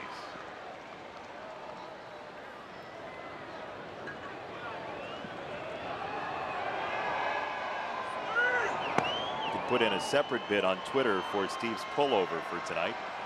This is a delightful pullover. Pay Steve directly. Very nice. I mean, this is. See? Yeah. You could have that for the low, low price of whatever Steve will take. $2. But you have to run up to the booth. That's all? You're not as good of a negotiator as I expected. Well, I mean, it's for charity. Right, so you'd like. It's not exactly how it works. It isn't? No. Oh, okay. 2-2. Shields to Allen. To center field. Engel is on the hunt for out number 1. Hard hit ball. Unfortunately, it stayed up. That was not a sinking line drive. It carried all the way to Adam, who was playing shallow anyway for Allen. And James continued to throw fly balls and continues to have him hit most of them softly. That one hit hard, but right at Engel. It's 8 in a row retired by Shields. White Sox Ryan tweets in, "I'll give you $5 for the pullover if you agree to it right now." Nope, can't do it. It's for charity. Wow, the price just went up. What you told me that deal maker. I couldn't give it away, so. So you listened to me? Sure, of course, always. Mostly disregarded, but I do listen to you. Hey, anybody in the tape room, go ahead and rack that and keep it. I listen to you always. To right field, and Polka won't get there. It's tracing the line into the corner for a 1-out double. Francisco Lindor has been on base 3 times. His Cleveland Indian teammates, 0. 23rd double, so he also is one of the doubles leaders in baseball.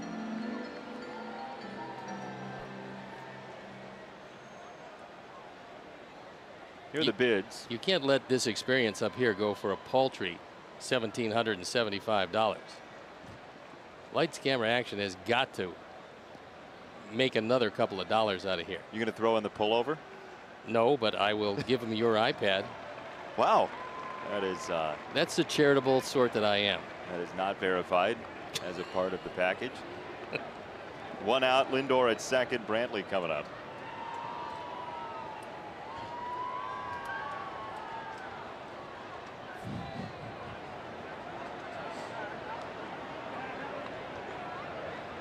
Brantley 0 for 2 with a fly out to left and a line out to center.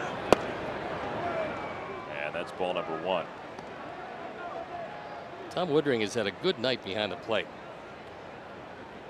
Don't find the pitchers or the hitters looking back or complaining at all.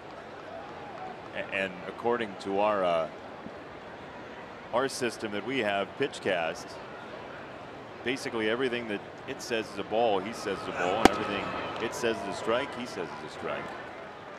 Hence a good night.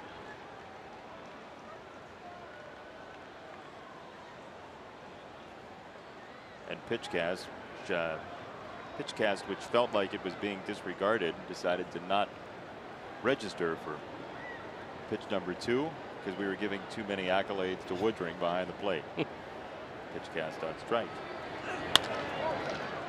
Second base, Moncada had an awkward hop, and Lindor to third, Brantley to first. He's charged with E4, and we'll take another look.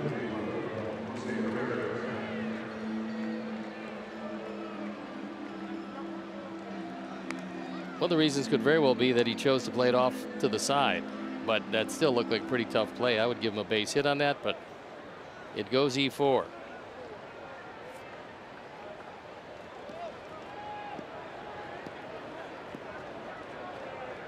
First and third, 1 out. The other 2 insurance runs in the 5th looking pretty good right now as the Indians, they are battling back in this inning. Shields strike 1. Don't forget, bidding ends at 9 o'clock, as you see on the screen, for our auction tonight.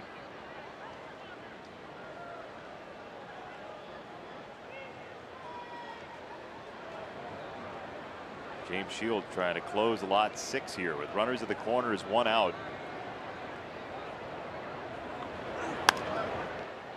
Now 0-2. One of our tweeters has asked if you accept Venmo, Steve, for the pullover.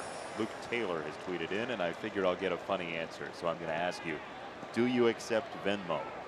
Yes, if it's a bunch of Venmos, whatever that is. I accept lots of things. I told you we'd get a funny Sure. answer. That's why we do it for you. What is it? Venmo? Yeah. It's a way that you can pay people via your phone. Then I get money, or I just get Venmos? You get.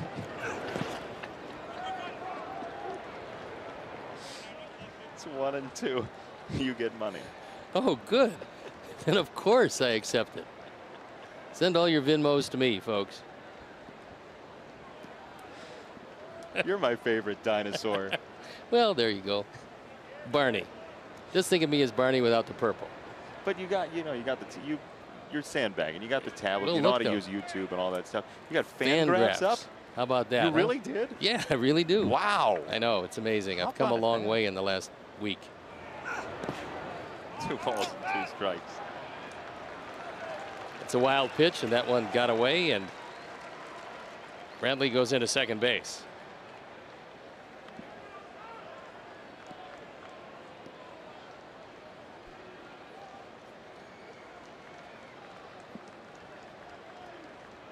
There it is. Trickles out in front. Good heads up base running. 2 balls, 2 strikes on Ramirez.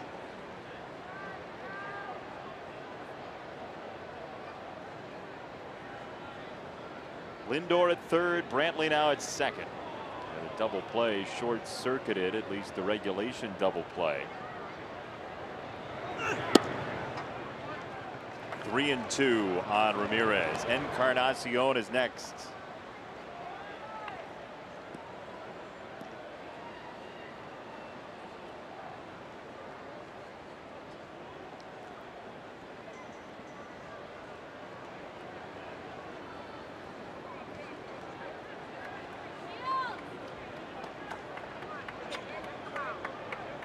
Big pitch here. 3-2 on Ramirez.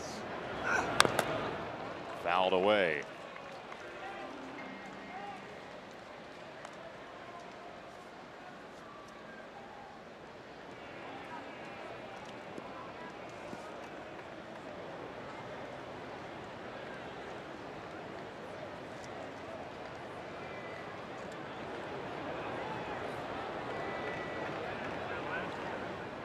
Payoff once again. Shields to Ramirez.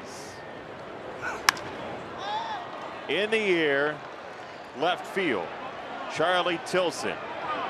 Lindor is running, and Tilson sends it in, not to the plate. It's a sacrifice fly for Jose Ramirez, and it's 5-1.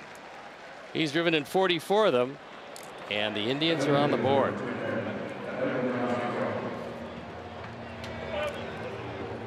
One in, two down, Encarnacion coming up, and this is your last chance to get your bids in for our ultimate auction. It closes at 9 o'clock.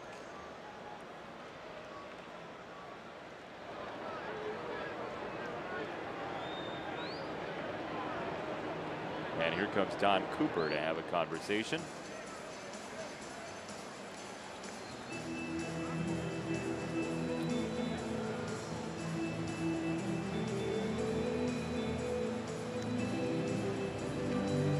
Normally, Indians leading 2-1 at mound visits. Sox are up 5-1 in the game. Normally that means the bullpen's going to get going, and it looks like it's starting to stir.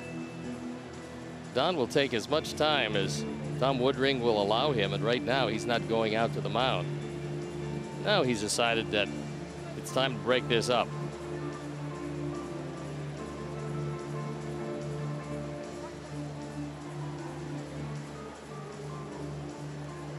Another very strong effort from James Shields tonight.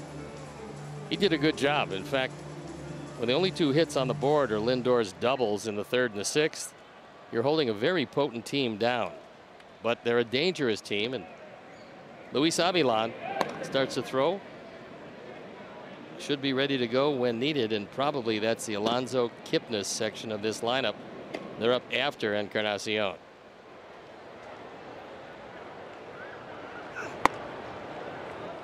There's strike one to Encarnacion.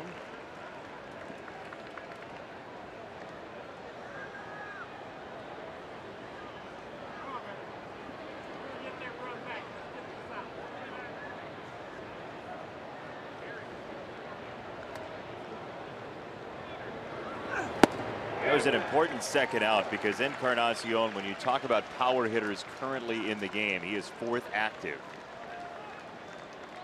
He's been hitting them a long way for a long time. I'm not sure Cabrera's going to catch Pujols, and Beltre certainly won't. And a long way to go for Cruz and Encarnacion.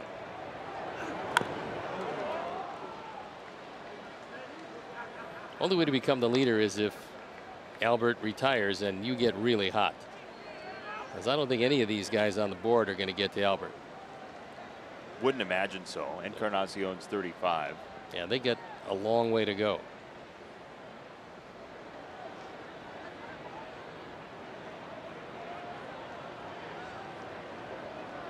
Two strikes.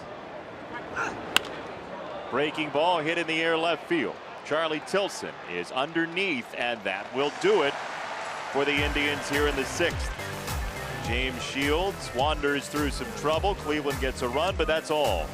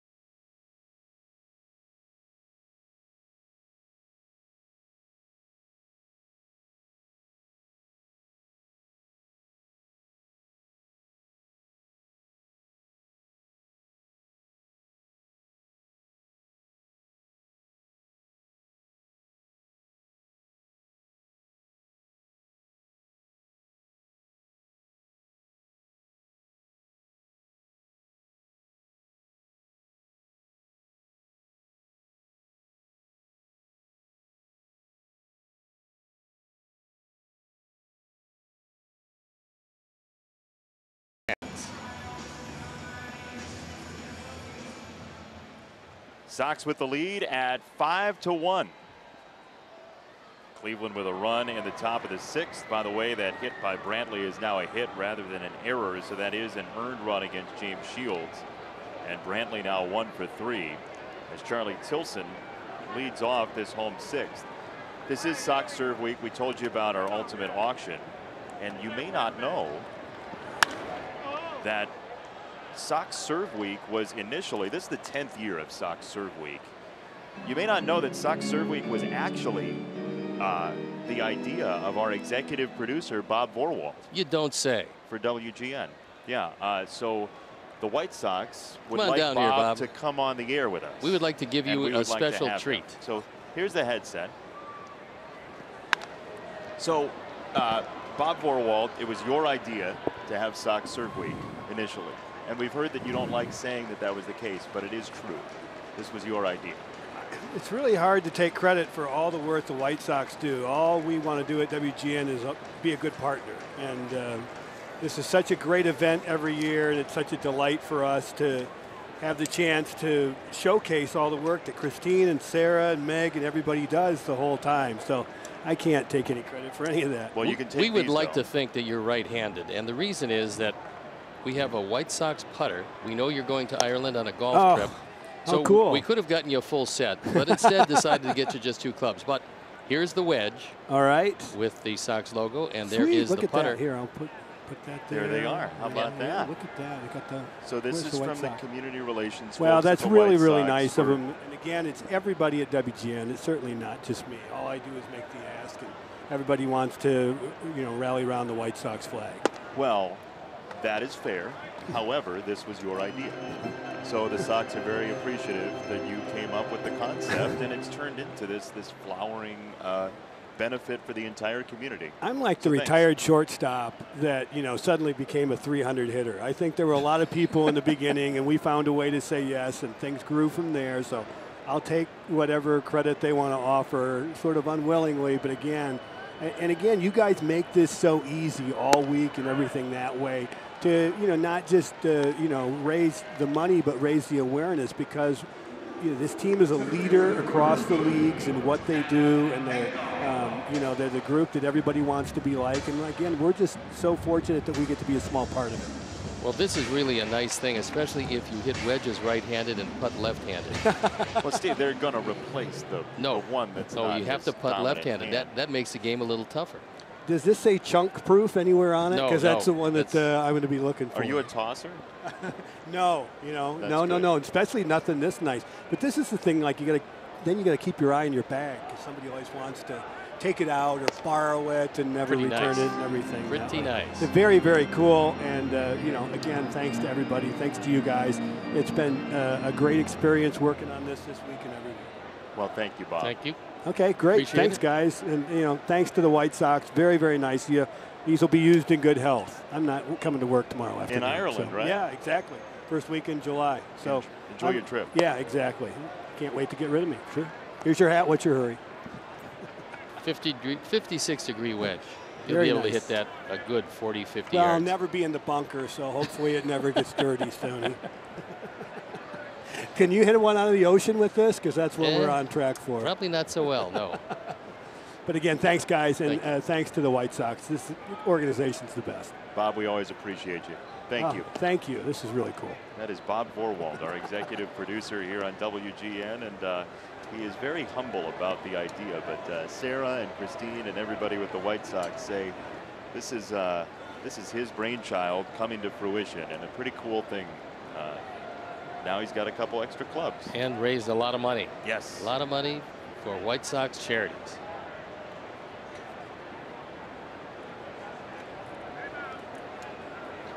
One and two. Broken bat. Flip to shortstop, Lindor.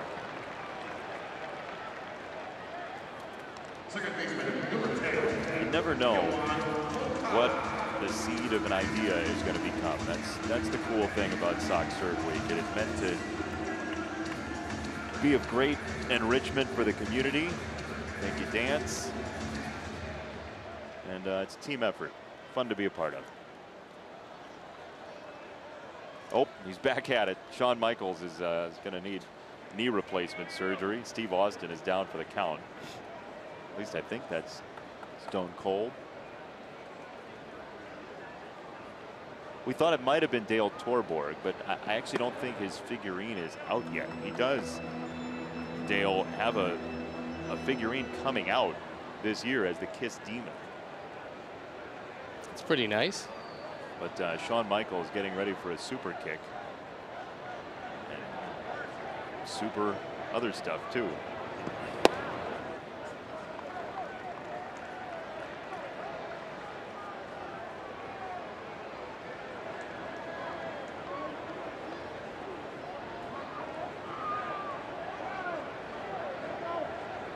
Michael Johnson tweets in that the White Sox broadcast has officially jumped the shark with the appearance of Bob Vorwald. And that could very well be too. So that was our Fonzie moment.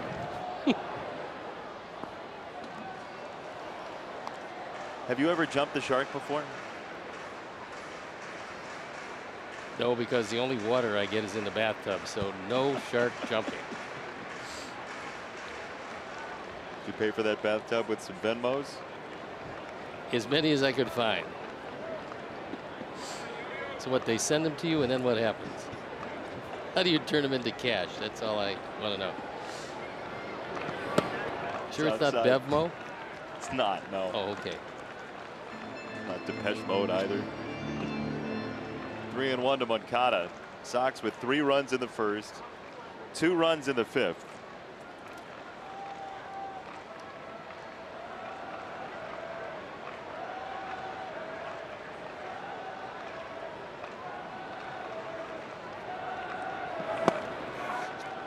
Fastball at 95 at the knees, 3-2.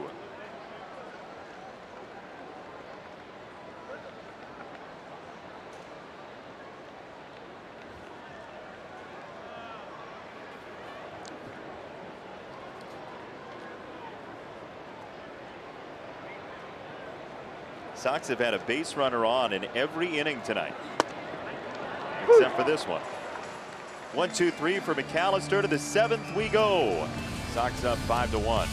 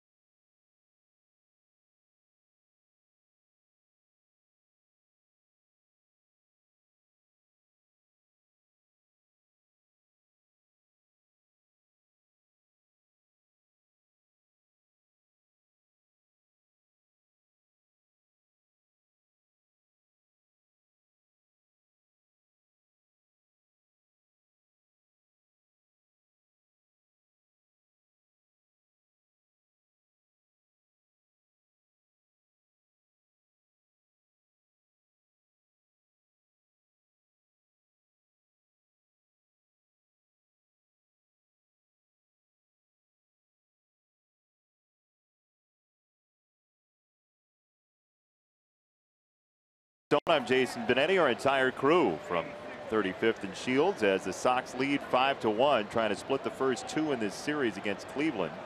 And James Shields back out to the mound.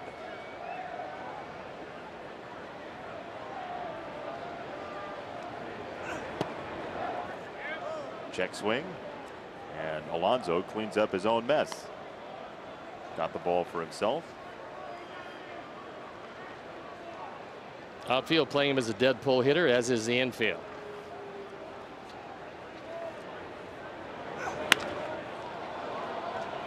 In the air, right center field. Polka angle off the wall.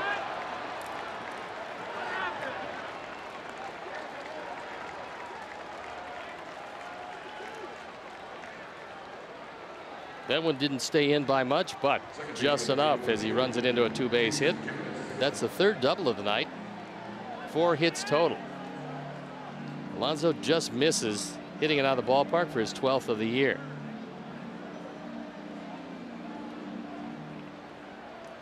By the way, one last word about the ultimate auction. Thanks to everybody who participated. You get some great gifts, and we do have official confirmation that the votes are in for least helpful local talk show host. Least helpful local talk show host. Did you know that contest was going on? No, it's a stirring contest, however. Least helpful local talk show host Danny Parkins just retweeted my tweet about the auction bidding closing at 9. Danny, it's 9:14. Yeah, but not on the West Coast. Those polls are still open. We can't give the results until all the polls close. Danny does radio here. Oh boy. A fine young man, Danny Parkins. 1-1 to Kipnis.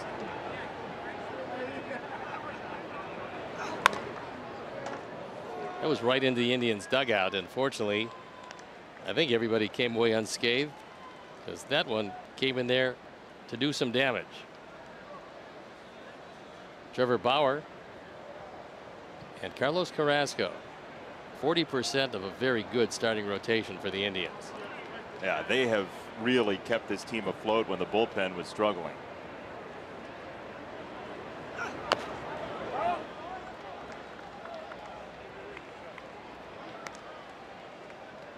Pen up and going, and it is Nate Jones, and I don't think that Ricky's going to be all that patient to this point with James Shields, who's done a whale of a job. Pitch number 93 forthcoming, however, and the Indians could put runs on the board in a hurry. So if James gets in any more problems, it's likely to go to Nate.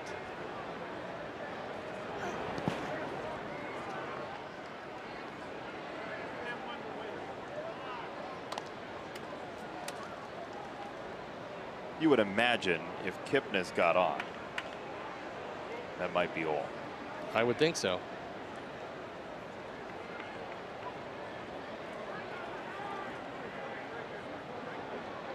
Look at second and another. Well, the scoreboard says 1 ball and 3 strikes. I don't think it's that, so I think maybe James pointed up to the scoreboard saying that's kind of wishful thinking. He may have pointed to the scoreboard and said, he's out. Give me the out if the scoreboard says it.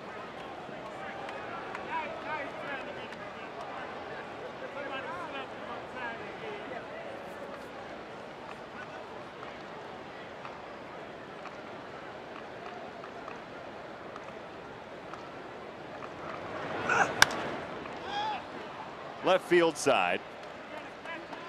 Tilson. Kipnis 3 flyouts, 1 away.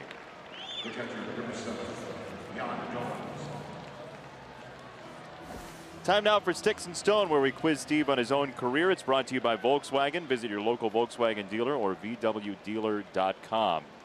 Schoonover Stadium, home to the Kent State Golden Flashes. Before the park changed its name, what was the previous name? Well, I'd like to say it was Stone Coliseum or Flash Dance Park, but it was actually Gene Michael Field, I believe. They have a much better field these days. Gene apparently stopped contributing, so they took away that, but Olga Mural. I would have to think that would be it, but you never know. You don't think it's Stone Coliseum? I got a feeling it's not, but maybe.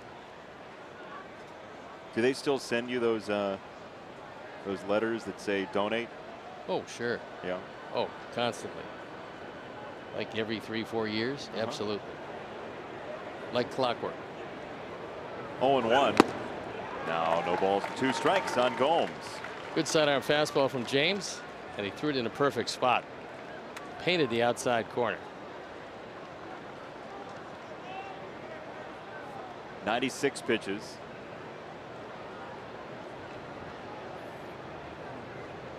One run allowed.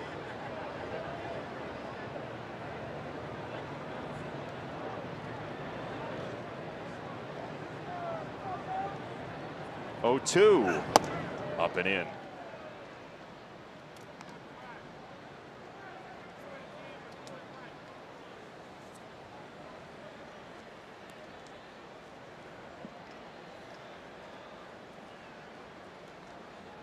James says, hang on a moment.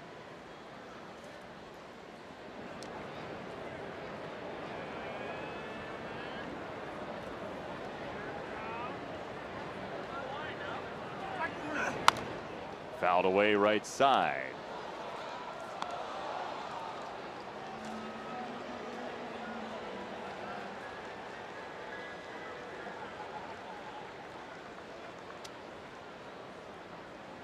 Other American League Central game going on. The Twins lead the Tigers 6-4. Minnesota with 4 in the 7th in that game, including an A-Ray Adrianza grand slam for those 6 runs, 4 of them coming on that swing. He hit the ball very well against us in Minnesota, so that's not surprising.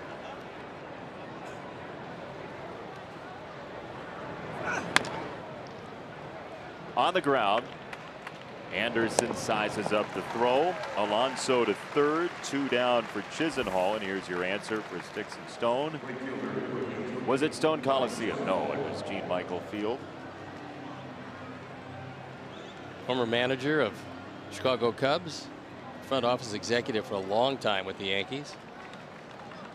And he gave a few bucks to the university, and they called it Gene Michael Field. You look back fondly at your time. I really enjoyed don't college, yeah. And how in the world I got a degree is still a mystery to me. But I did. Heard of wedding crashers. There are also graduation crashers. That could have been it, but nope. They gave you one. Finally they did. You earned it. Well, some would say that. Others would say probably not. Popped up. Short center. Anderson fades and Engel makes the catch. James Shields, another nifty job, tap dancing through trouble. He strands one. It's 5-1.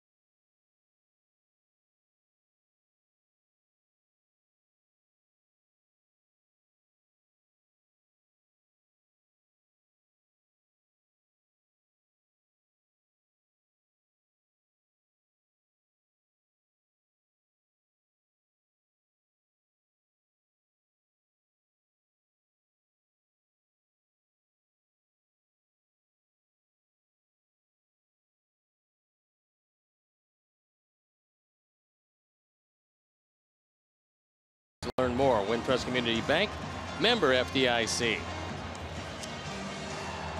Well played game by the White Sox tonight, up 5-1 after 6.5. 3 runs in the first, 2 more in the 5th, and James Shields has been outstanding. He had the Indians hitting the ball softly in the air all night. There were a couple of balls that almost made it to the track. One almost made it over the wall, but none did. And James giving up just 4 hits. His night is undoubtedly done. 7 innings, 4 hits, no walks, 2 strikeouts. He hit a batter that was leading off the ball game, but he was in command from start to finish. There were some hugs in the dugout during the break, which usually is a prelude to a pitching change. And what a fine job it was. His teammates appreciate it. James all year has gone out and battled as hard as he possibly can. He's in line to win just his second game of the year, but it doesn't diminish his efforts this year. He was, for a time with Tampa Bay, a complete game machine. He was that. That was every year, each and every year, well over 200 innings.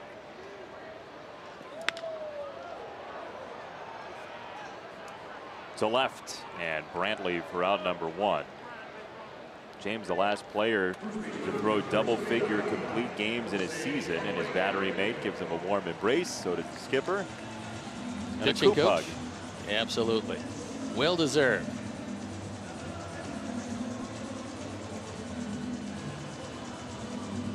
Nice job. He should be proud of himself tonight. This is a very strong hitting Indians team that got Encarnacion back, Kipnis back, so they're entirely healthy offensively.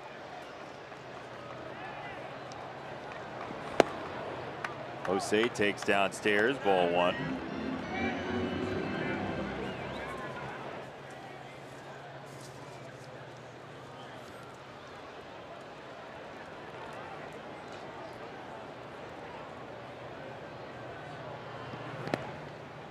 It's a Sox team that you look at the overall record and it's 22-42, but in the last 2 weeks has played significantly improved baseball.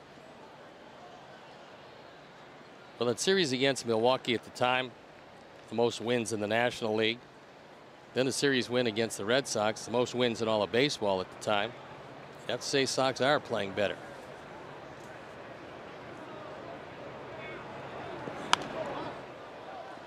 Two and 1 to Abreu.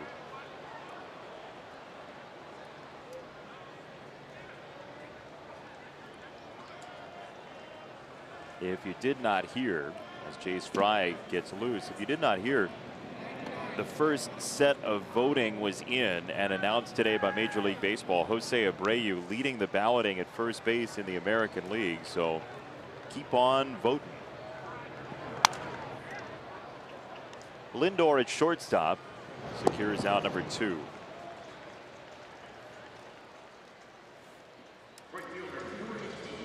This day in White Sox history, back in 1967, it was the filibuster game. 22 innings. And finally, Paul Casanova with the game-winning single. Cap Peterson had quite a day, as did one of the tallest shortstops around, Ron Hansen.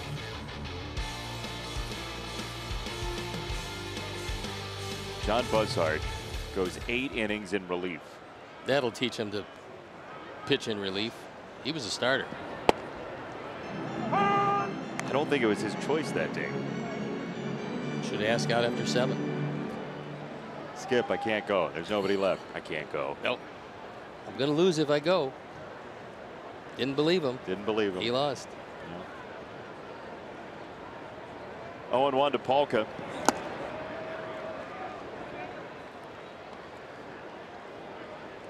For the second time tonight, Tyler Olson loosening up, although it's been a long time since he loosened. That was back in the first inning. And for Adam Plutko, looked like he wasn't going to get out of that first inning for a time, and then he ends up at least getting through 4 2/3 to save the bullpen some strife.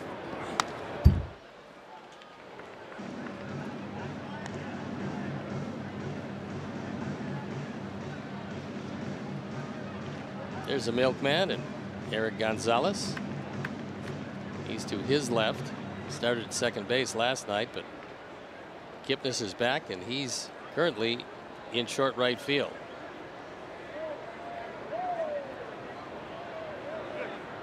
On the shift for Polka on 0-2. Daniel grounds it that way. Yonder Alonso for out number 3 and a 1-2-3 inning for the Indians pen and Zach McAllister. 5-1 Sox to the 8th.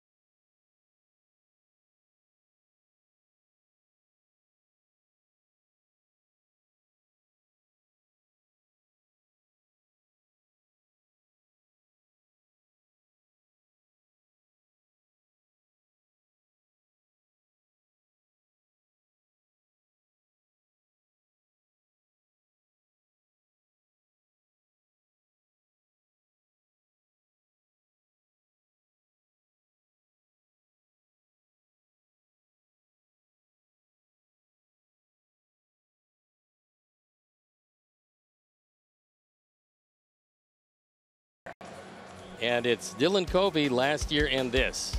Last year, just a horrible year for him. This year, throwing the ball considerably better.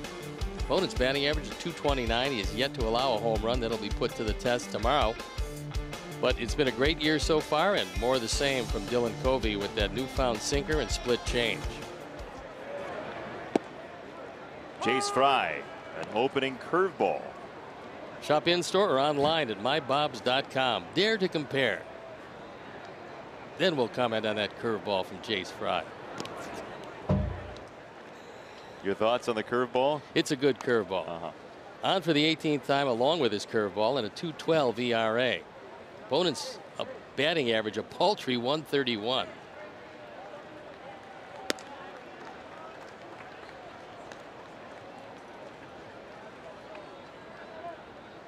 The confidence that he's shown, not only the stuff being good, but just his demeanor and the way he's carried himself and the way he's handled even negative situations on the mound has been impressive. He's been a good one. He's become the primary situational left-hander, actually primary setup left-hander. Trace Thompson in the game. He's taken over in right field. Daniel Polka's night is done.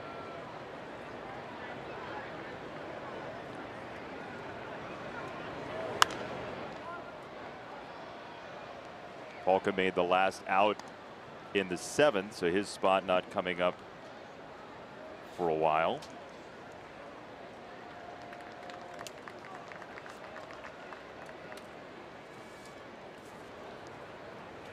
Three and two for Allen.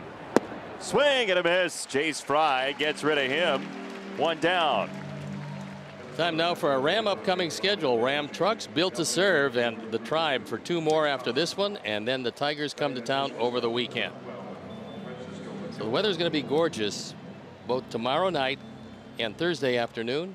Come on out and see the Indians, first place Cleveland Indians, as the Sox try to derail them and tie the series at 1-1. Again, tomorrow, we just showed you the numbers on Dylan Covey. He's pitching against Trevor Bauer. And if you like curveballs, you got to like that pitch. He's got a dandy of a curveball.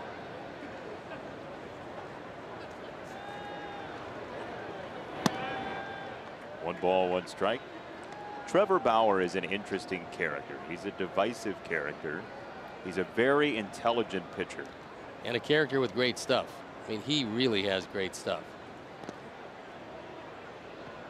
There are certain people who don't like Trevor Bauer because of whether it's how honest he is or how scientifically inclined he is, or sometimes how much of a firebrand he is, but you can't deny what he does on the mound and how hard he works at the craft of pitching. There he's practicing his two-seam fastball. Pan out, that's how you hold it, or that's how most people hold it.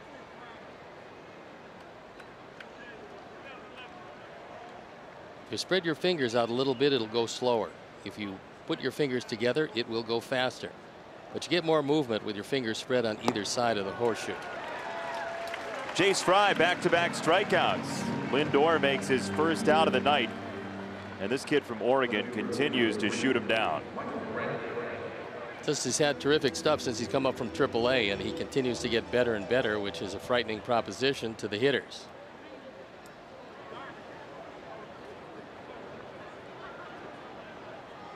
Two down, Michael Brantley.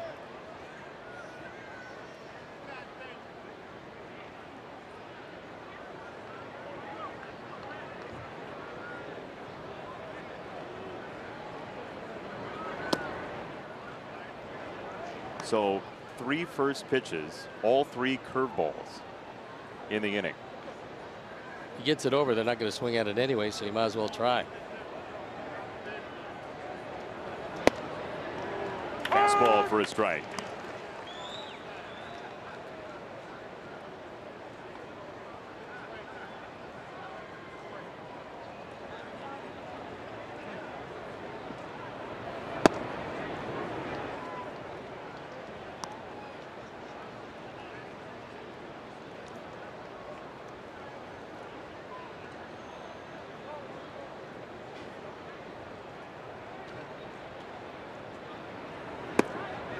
Late swing. Rarely do you see Brantley that confounded. 2-2.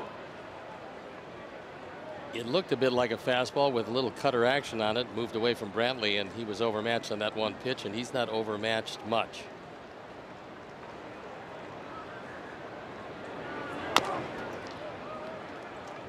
On the ground, Anderson is there for out number 3. Jace Fry continues his outstanding performance for the Sox.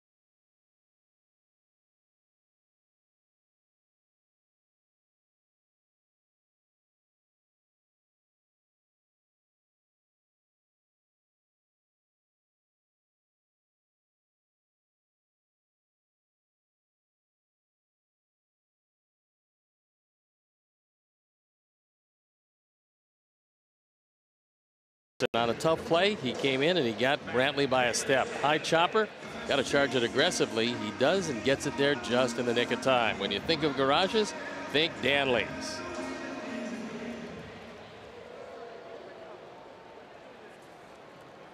Got a new pitcher in the ball game, and it is Tyler Olson. He replaces the very effective Zach McAllister. McAllister bought Terry Francona a couple of innings out of that pen. In fact, 2 1/3, and he was very good tonight.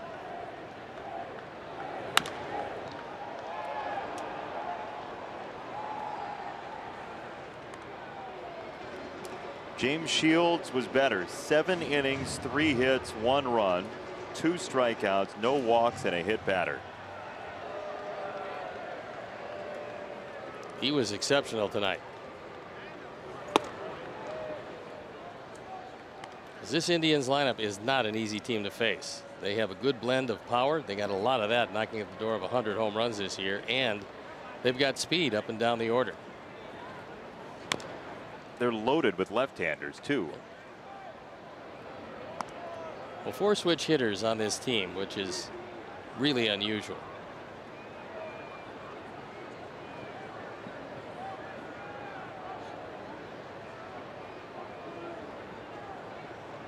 Two balls, 2 strikes. Olson misses well outside. Indians have a pen that is loaded with 6-point and above ERAs. Andrew Miller, one of their better relievers, although he's fallen on some hard times, has a knee problem, and through another bullpen. They don't know when he's going to be back. Davidson a walk to lead off the 8th, and here is some of the final bids for the White Sox Charities WGN Experience Auction. Final total over $31,000. Congratulations to all of you who won, and thank you for your support of Sox Charities. So Matt Davidson's night is done, and that is a very respectable total, with the chairman and his experience topping the leaderboard. That was on 3 times tonight, a couple of RBI doubles and a walk. Matt Davidson said he was at the ballpark last night until about 11:30 going over video with Todd Steverson because he was frustrated, certainly, with 0 for 4 strikeouts, and the hard work paid off today. Swung it a whole lot better, and hitting it straight up or to right center field is what he has to do. Ball 1 to Omar Narvaez, who's been swinging the bat more effectively as well. There's Rondon pinch running.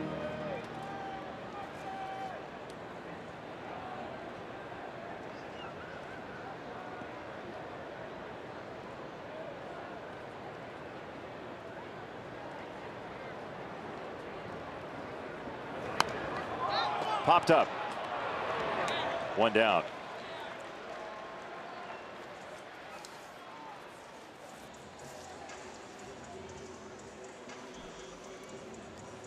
Time now for Toyota going places. Toyota, let's go places. And Michael Wacha certainly is going places with his last 10 starts. 6-0 ERA, 174, almost had a no-hitter.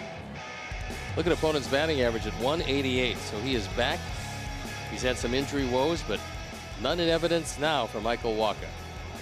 His Cardinals trailed tonight against the Padres 4-2 in the bottom of the 9th with 2 out.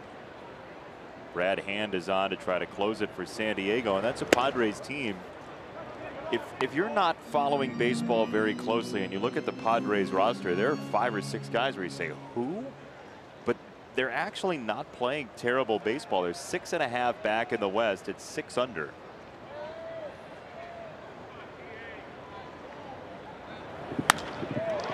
Anderson, left field. Playable for Brantley. 2 down.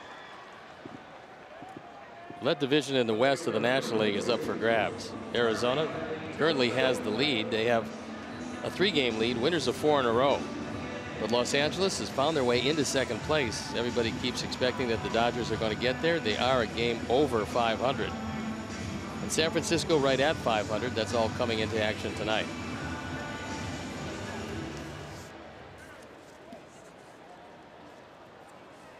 Who do you think comes out of that division? Trades certainly will happen too. Yeah, I think the Dodgers probably have more firepower than most when it comes to trades. They've got a great young system, although to this point they haven't wanted to divest themselves of too many of those youngsters. They got enough money to take any salary on. You'd have to think they would certainly reload before the trade deadline. That would be the team for me, although now that Goldschmidt is starting to hit the baseball like he can, the Diamondbacks playing good baseball. The Giants kind of have that feel of a team that, you know, they've dealt with injuries, but they've won some of those magical games so far this year. You get the feel that maybe they'll be around later than people would think. I don't know. Well, they got Baumgartner back, and if he throws like he can, he is a formidable weapon in that starting rotation.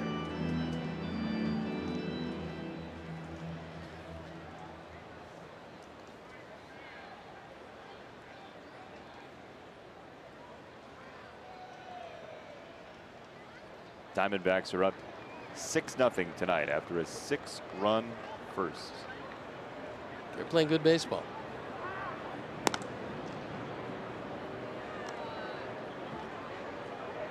Three Pirates errors in the first 2 innings probably wasn't the great plan.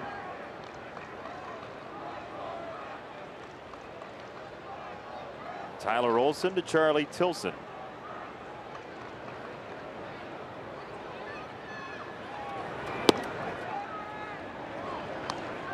Cleveland in the 9th will have Ramirez, Encarnacion, and Alonso.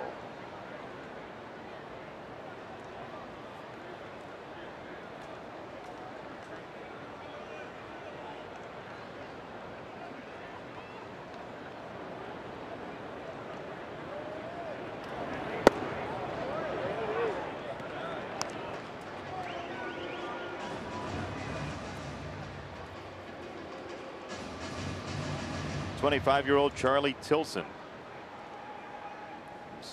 through 50 at bats now with the Sox.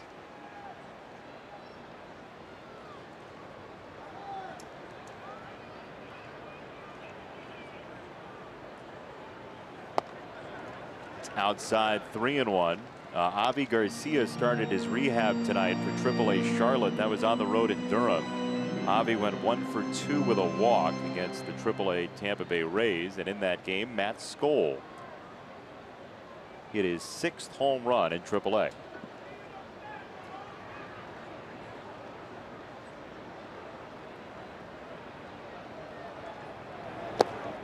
Ball 4.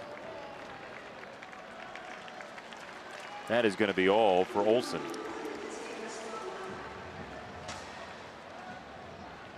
Sox fans, you can visit the WGN Sports Game Zone for the up-to-date stats and information.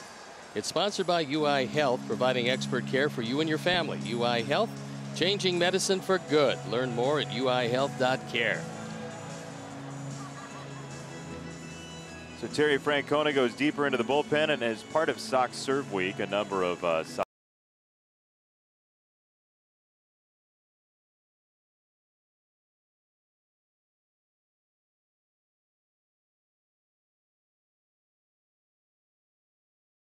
TV announcer as well. Some great kids, a wonderful time, some autographs and smiles. And Matt Davidson and his wife Julianne were both there. They brought their kids, Brixton and Wake, and realized how important it is to have their kids around different types of people with different situations in life. Mike, it's good to meet you. We've done a lot of this stuff before before children, and it's a whole different depth when you have children, just because, you know, I mean, you know, when your children are sick or anything, you know, you kind of freak out a little bit. But yeah, you know, and just knowing that if we were ever in that position, we would just want the same support that we could give right now. And, you know, so that's what we're just trying to do. A tremendous day, and what really stands out when you go to La Rabida, which has been a great partner with the White Sox, and the Sox certainly love supporting that hospital. You go there and you realize how difficult it is on a day-to-day basis for the folks that are giving care at the hospital to just be cheerful in every moment and so caring and so wonderful. They're just lovely people they have on staff at that hospital, and it's neat to go see the humanity and the bright smiles on the faces of the kids when they get to meet somebody like Yohan Moncada or Charlie Tilson or Matt Davidson. Played some wiffle ball. There was Jenga. The kids had a great time. We basically brought the ballpark to the hospital, so it was a neat day. Josh Tomlin comes in the ball game on for the 14th time, and like so many of the Pensmen, he has struggled.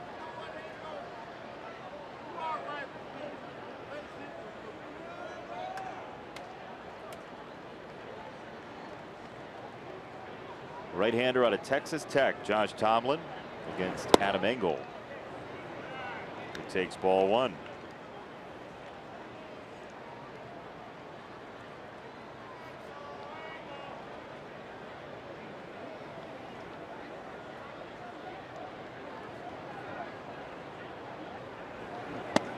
Tomlin's Red Raiders going to Omaha as part of the College World Series, and a couple of Sox draft picks will be there in case you care to watch them. Connor Pilkington, the 3rd-round pick for the Sox in Mississippi State. He's a starting pitcher for the Bulldogs. He'll be there. Nick Madrigal as well, the Oregon State second baseman / shortstop, and his Oregon State team will be there.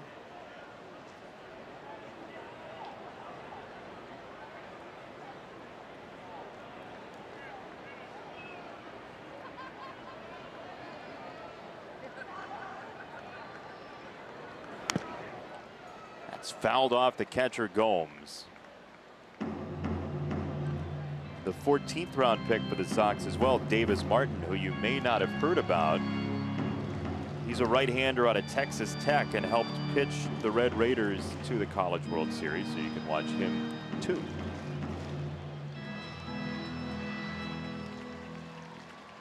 Wonderful experience. Didn't have it myself, but it's thrilling to watch those guys play college ball at the highest levels.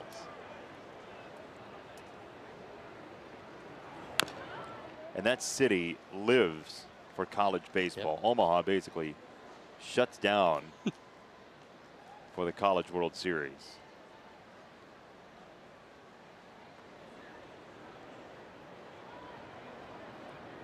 Adam Engel out of the powerhouse Louisville. Always a threat to go to Omaha. Ball and 2 strikes. Breaking ball wrapped foul. The Sox fan smiling, the Indians fan not having it. Not so much tonight. They had their fun last night, however.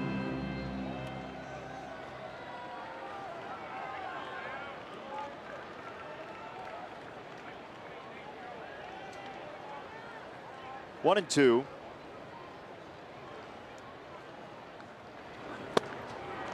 Strike 3. Inning over. Sox try to secure the victory 5-1.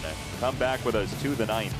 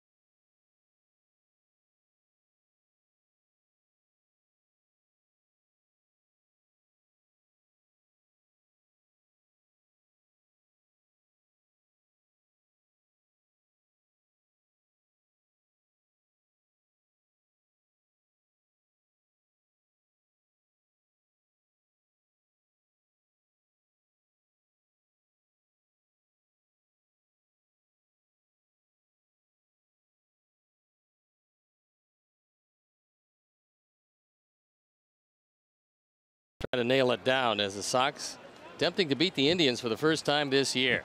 On for the 27th time, his ERA just over 4 and a 2-2 record. Some room to breathe here in a 5-1 game, but Ramirez, Encarnacion, and Alonso can pivot a baseball game very quickly. There's a strike, low portion of the zone.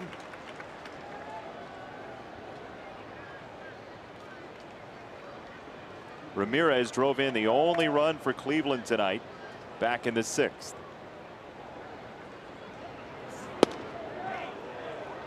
That was a pretty good pitch, and he didn't get it. Sometimes on the check swing, you just don't get the called strike that you might have without it. And I think that one was right there, but Nate's got to follow it up.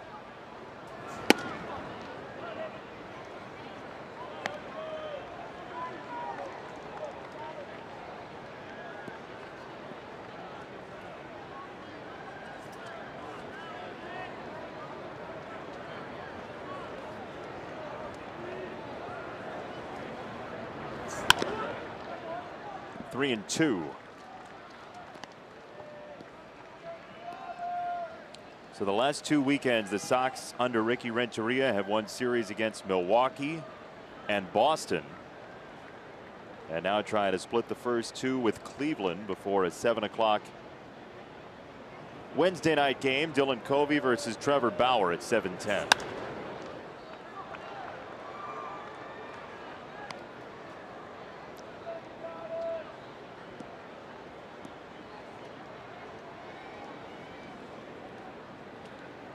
Xavier Cedeno, who's been really tough out of the pen, getting ready just in case. That would be for the future Alonso Kipnis portion of the lineup. And if you get there at all, it means somebody's reached.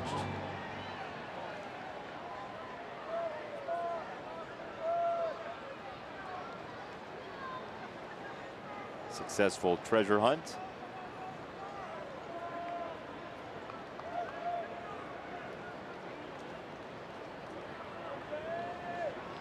Three and two. Left of center, angle, can't get there. Ramirez is safe. Leadoff double for Jose Ramirez.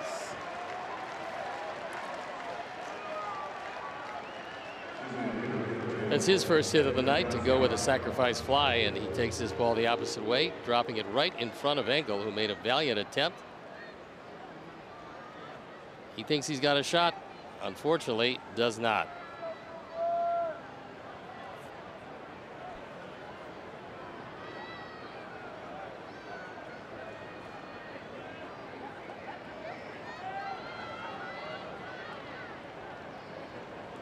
Encarnacion.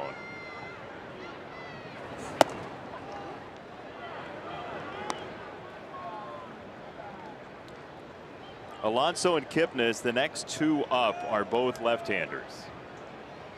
Cedeno getting loose in the bullpen, you saw.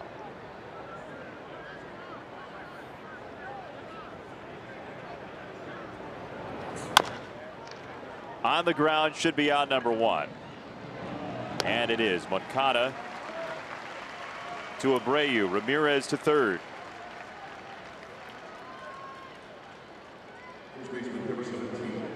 So it looks as though it will be Nate Jones to face Yonder Alonso.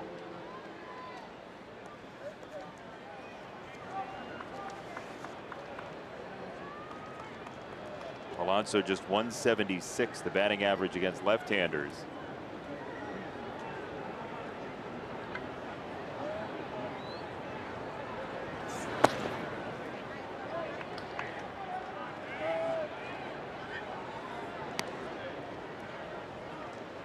They do have Gonzalez, who hits from the right side, as well as Rajay Davis, also another right-hander. Melky Cabrera sitting on the bench.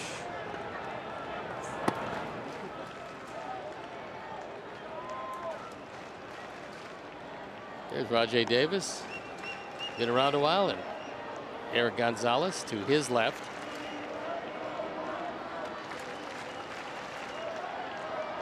And there's the milkman.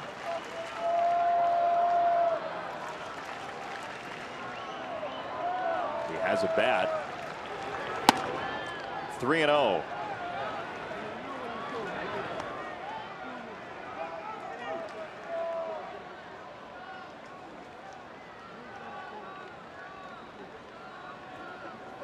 Conversation about what's next happening between Cooper and Renteria. Ball four, runners at the corners, one down for Jason Kipnis, who batting average wise has reverse splits this year. Cooper wants to know if Cedeno's ready, and it looks like Soria also throwing in the pen. So he wants Cedeno for Kipnis, and we'll see if he's going to face Kipnis or one of the right-handers. This is Nate Jones. A double and a walk. He'll leave with one out, and we will take a break and be back after these messages.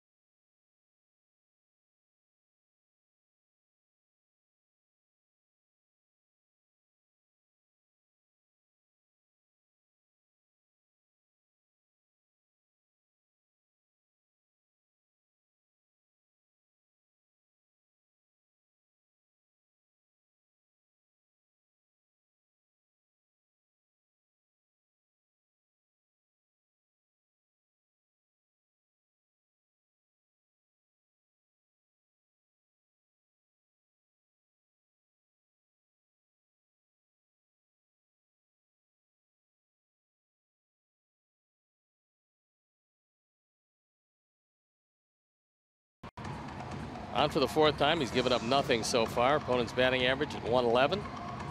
He throws strikes, not overwhelming, but he can throw it by people upstairs.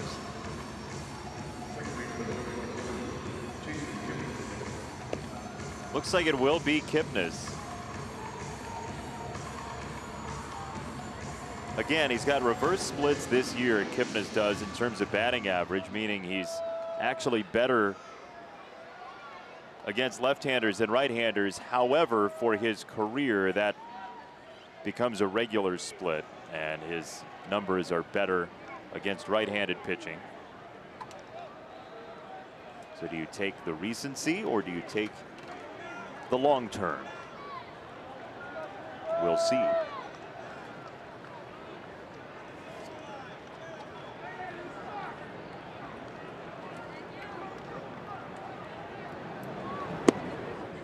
Breaking ball low.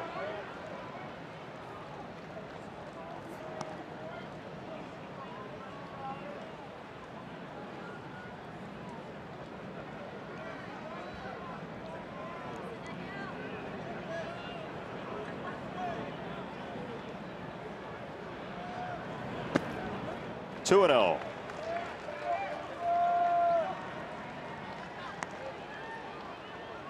Glenbrook North's own Jason Kipnis on a 2-0 count against the Sox newcomer Xavier Cedeno.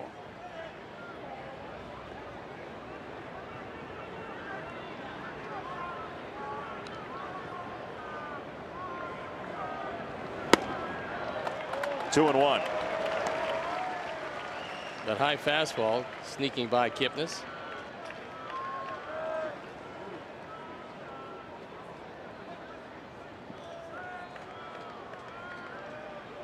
Ramirez at third, Alonso at first, and Cedeno with the game in his hands. 2-2. Sox have led wire to wire tonight with 3 runs in the first, 2 in the 5th. Cleveland with their lone run for the Indians in the 6th.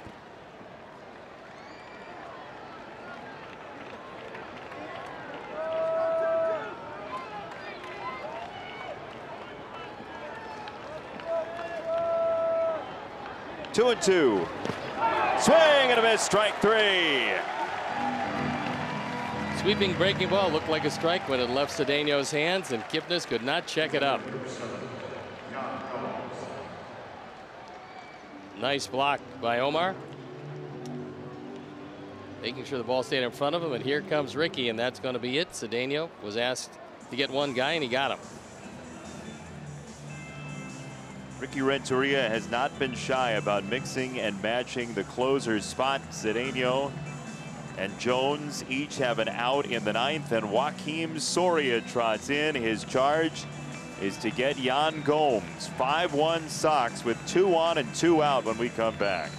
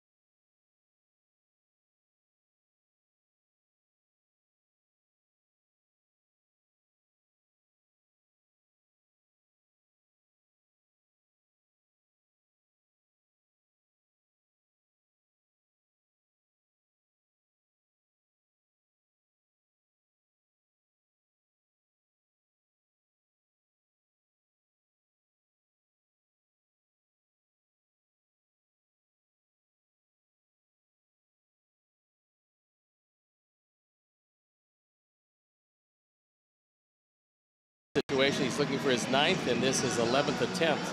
Opponent's batting average of 240. Lately, he's been throwing it very well with an ERA down to 3.28. Runners at the corners.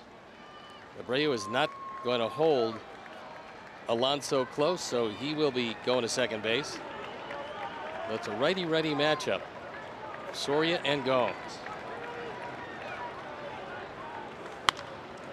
First pitch hunting, and it's skied foul first base side to the seats. Joakim Soria in his last 10 outings has allowed 3 hits and 2 walks.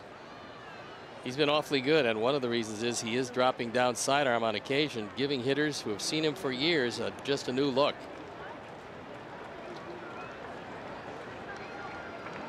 And another guy doing that a lot is James Shields, who was brilliant tonight. 7 innings, 4 hits, and 1 run. There goes Alonso to take second base.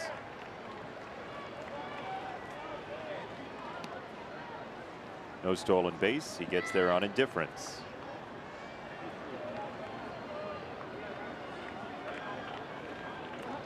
Tonight, Yohan Moncada led the game off with a home run for the Sox. Then Yomer Sanchez followed with a homer. Matt Davidson, 2 driven in on a pair of doubles. And James Shields, 7 innings, 1-run ball. That ball's hit well. Left center field. Long run for Angle. He is there. And a lengthy but beautiful final out. The Sox beat the Indians for the first time this year. Soria gets the save, and the Sox nail it down. Adam Engel with a long way to go for this, and fortunately, it stayed in the ballpark with about a half a step to spare. Adam goes back, feels for the wall, realizes he does have that half step, then goes up and gets it, and that's it for the ball game. Soria breathing a sigh of relief. His 9th save.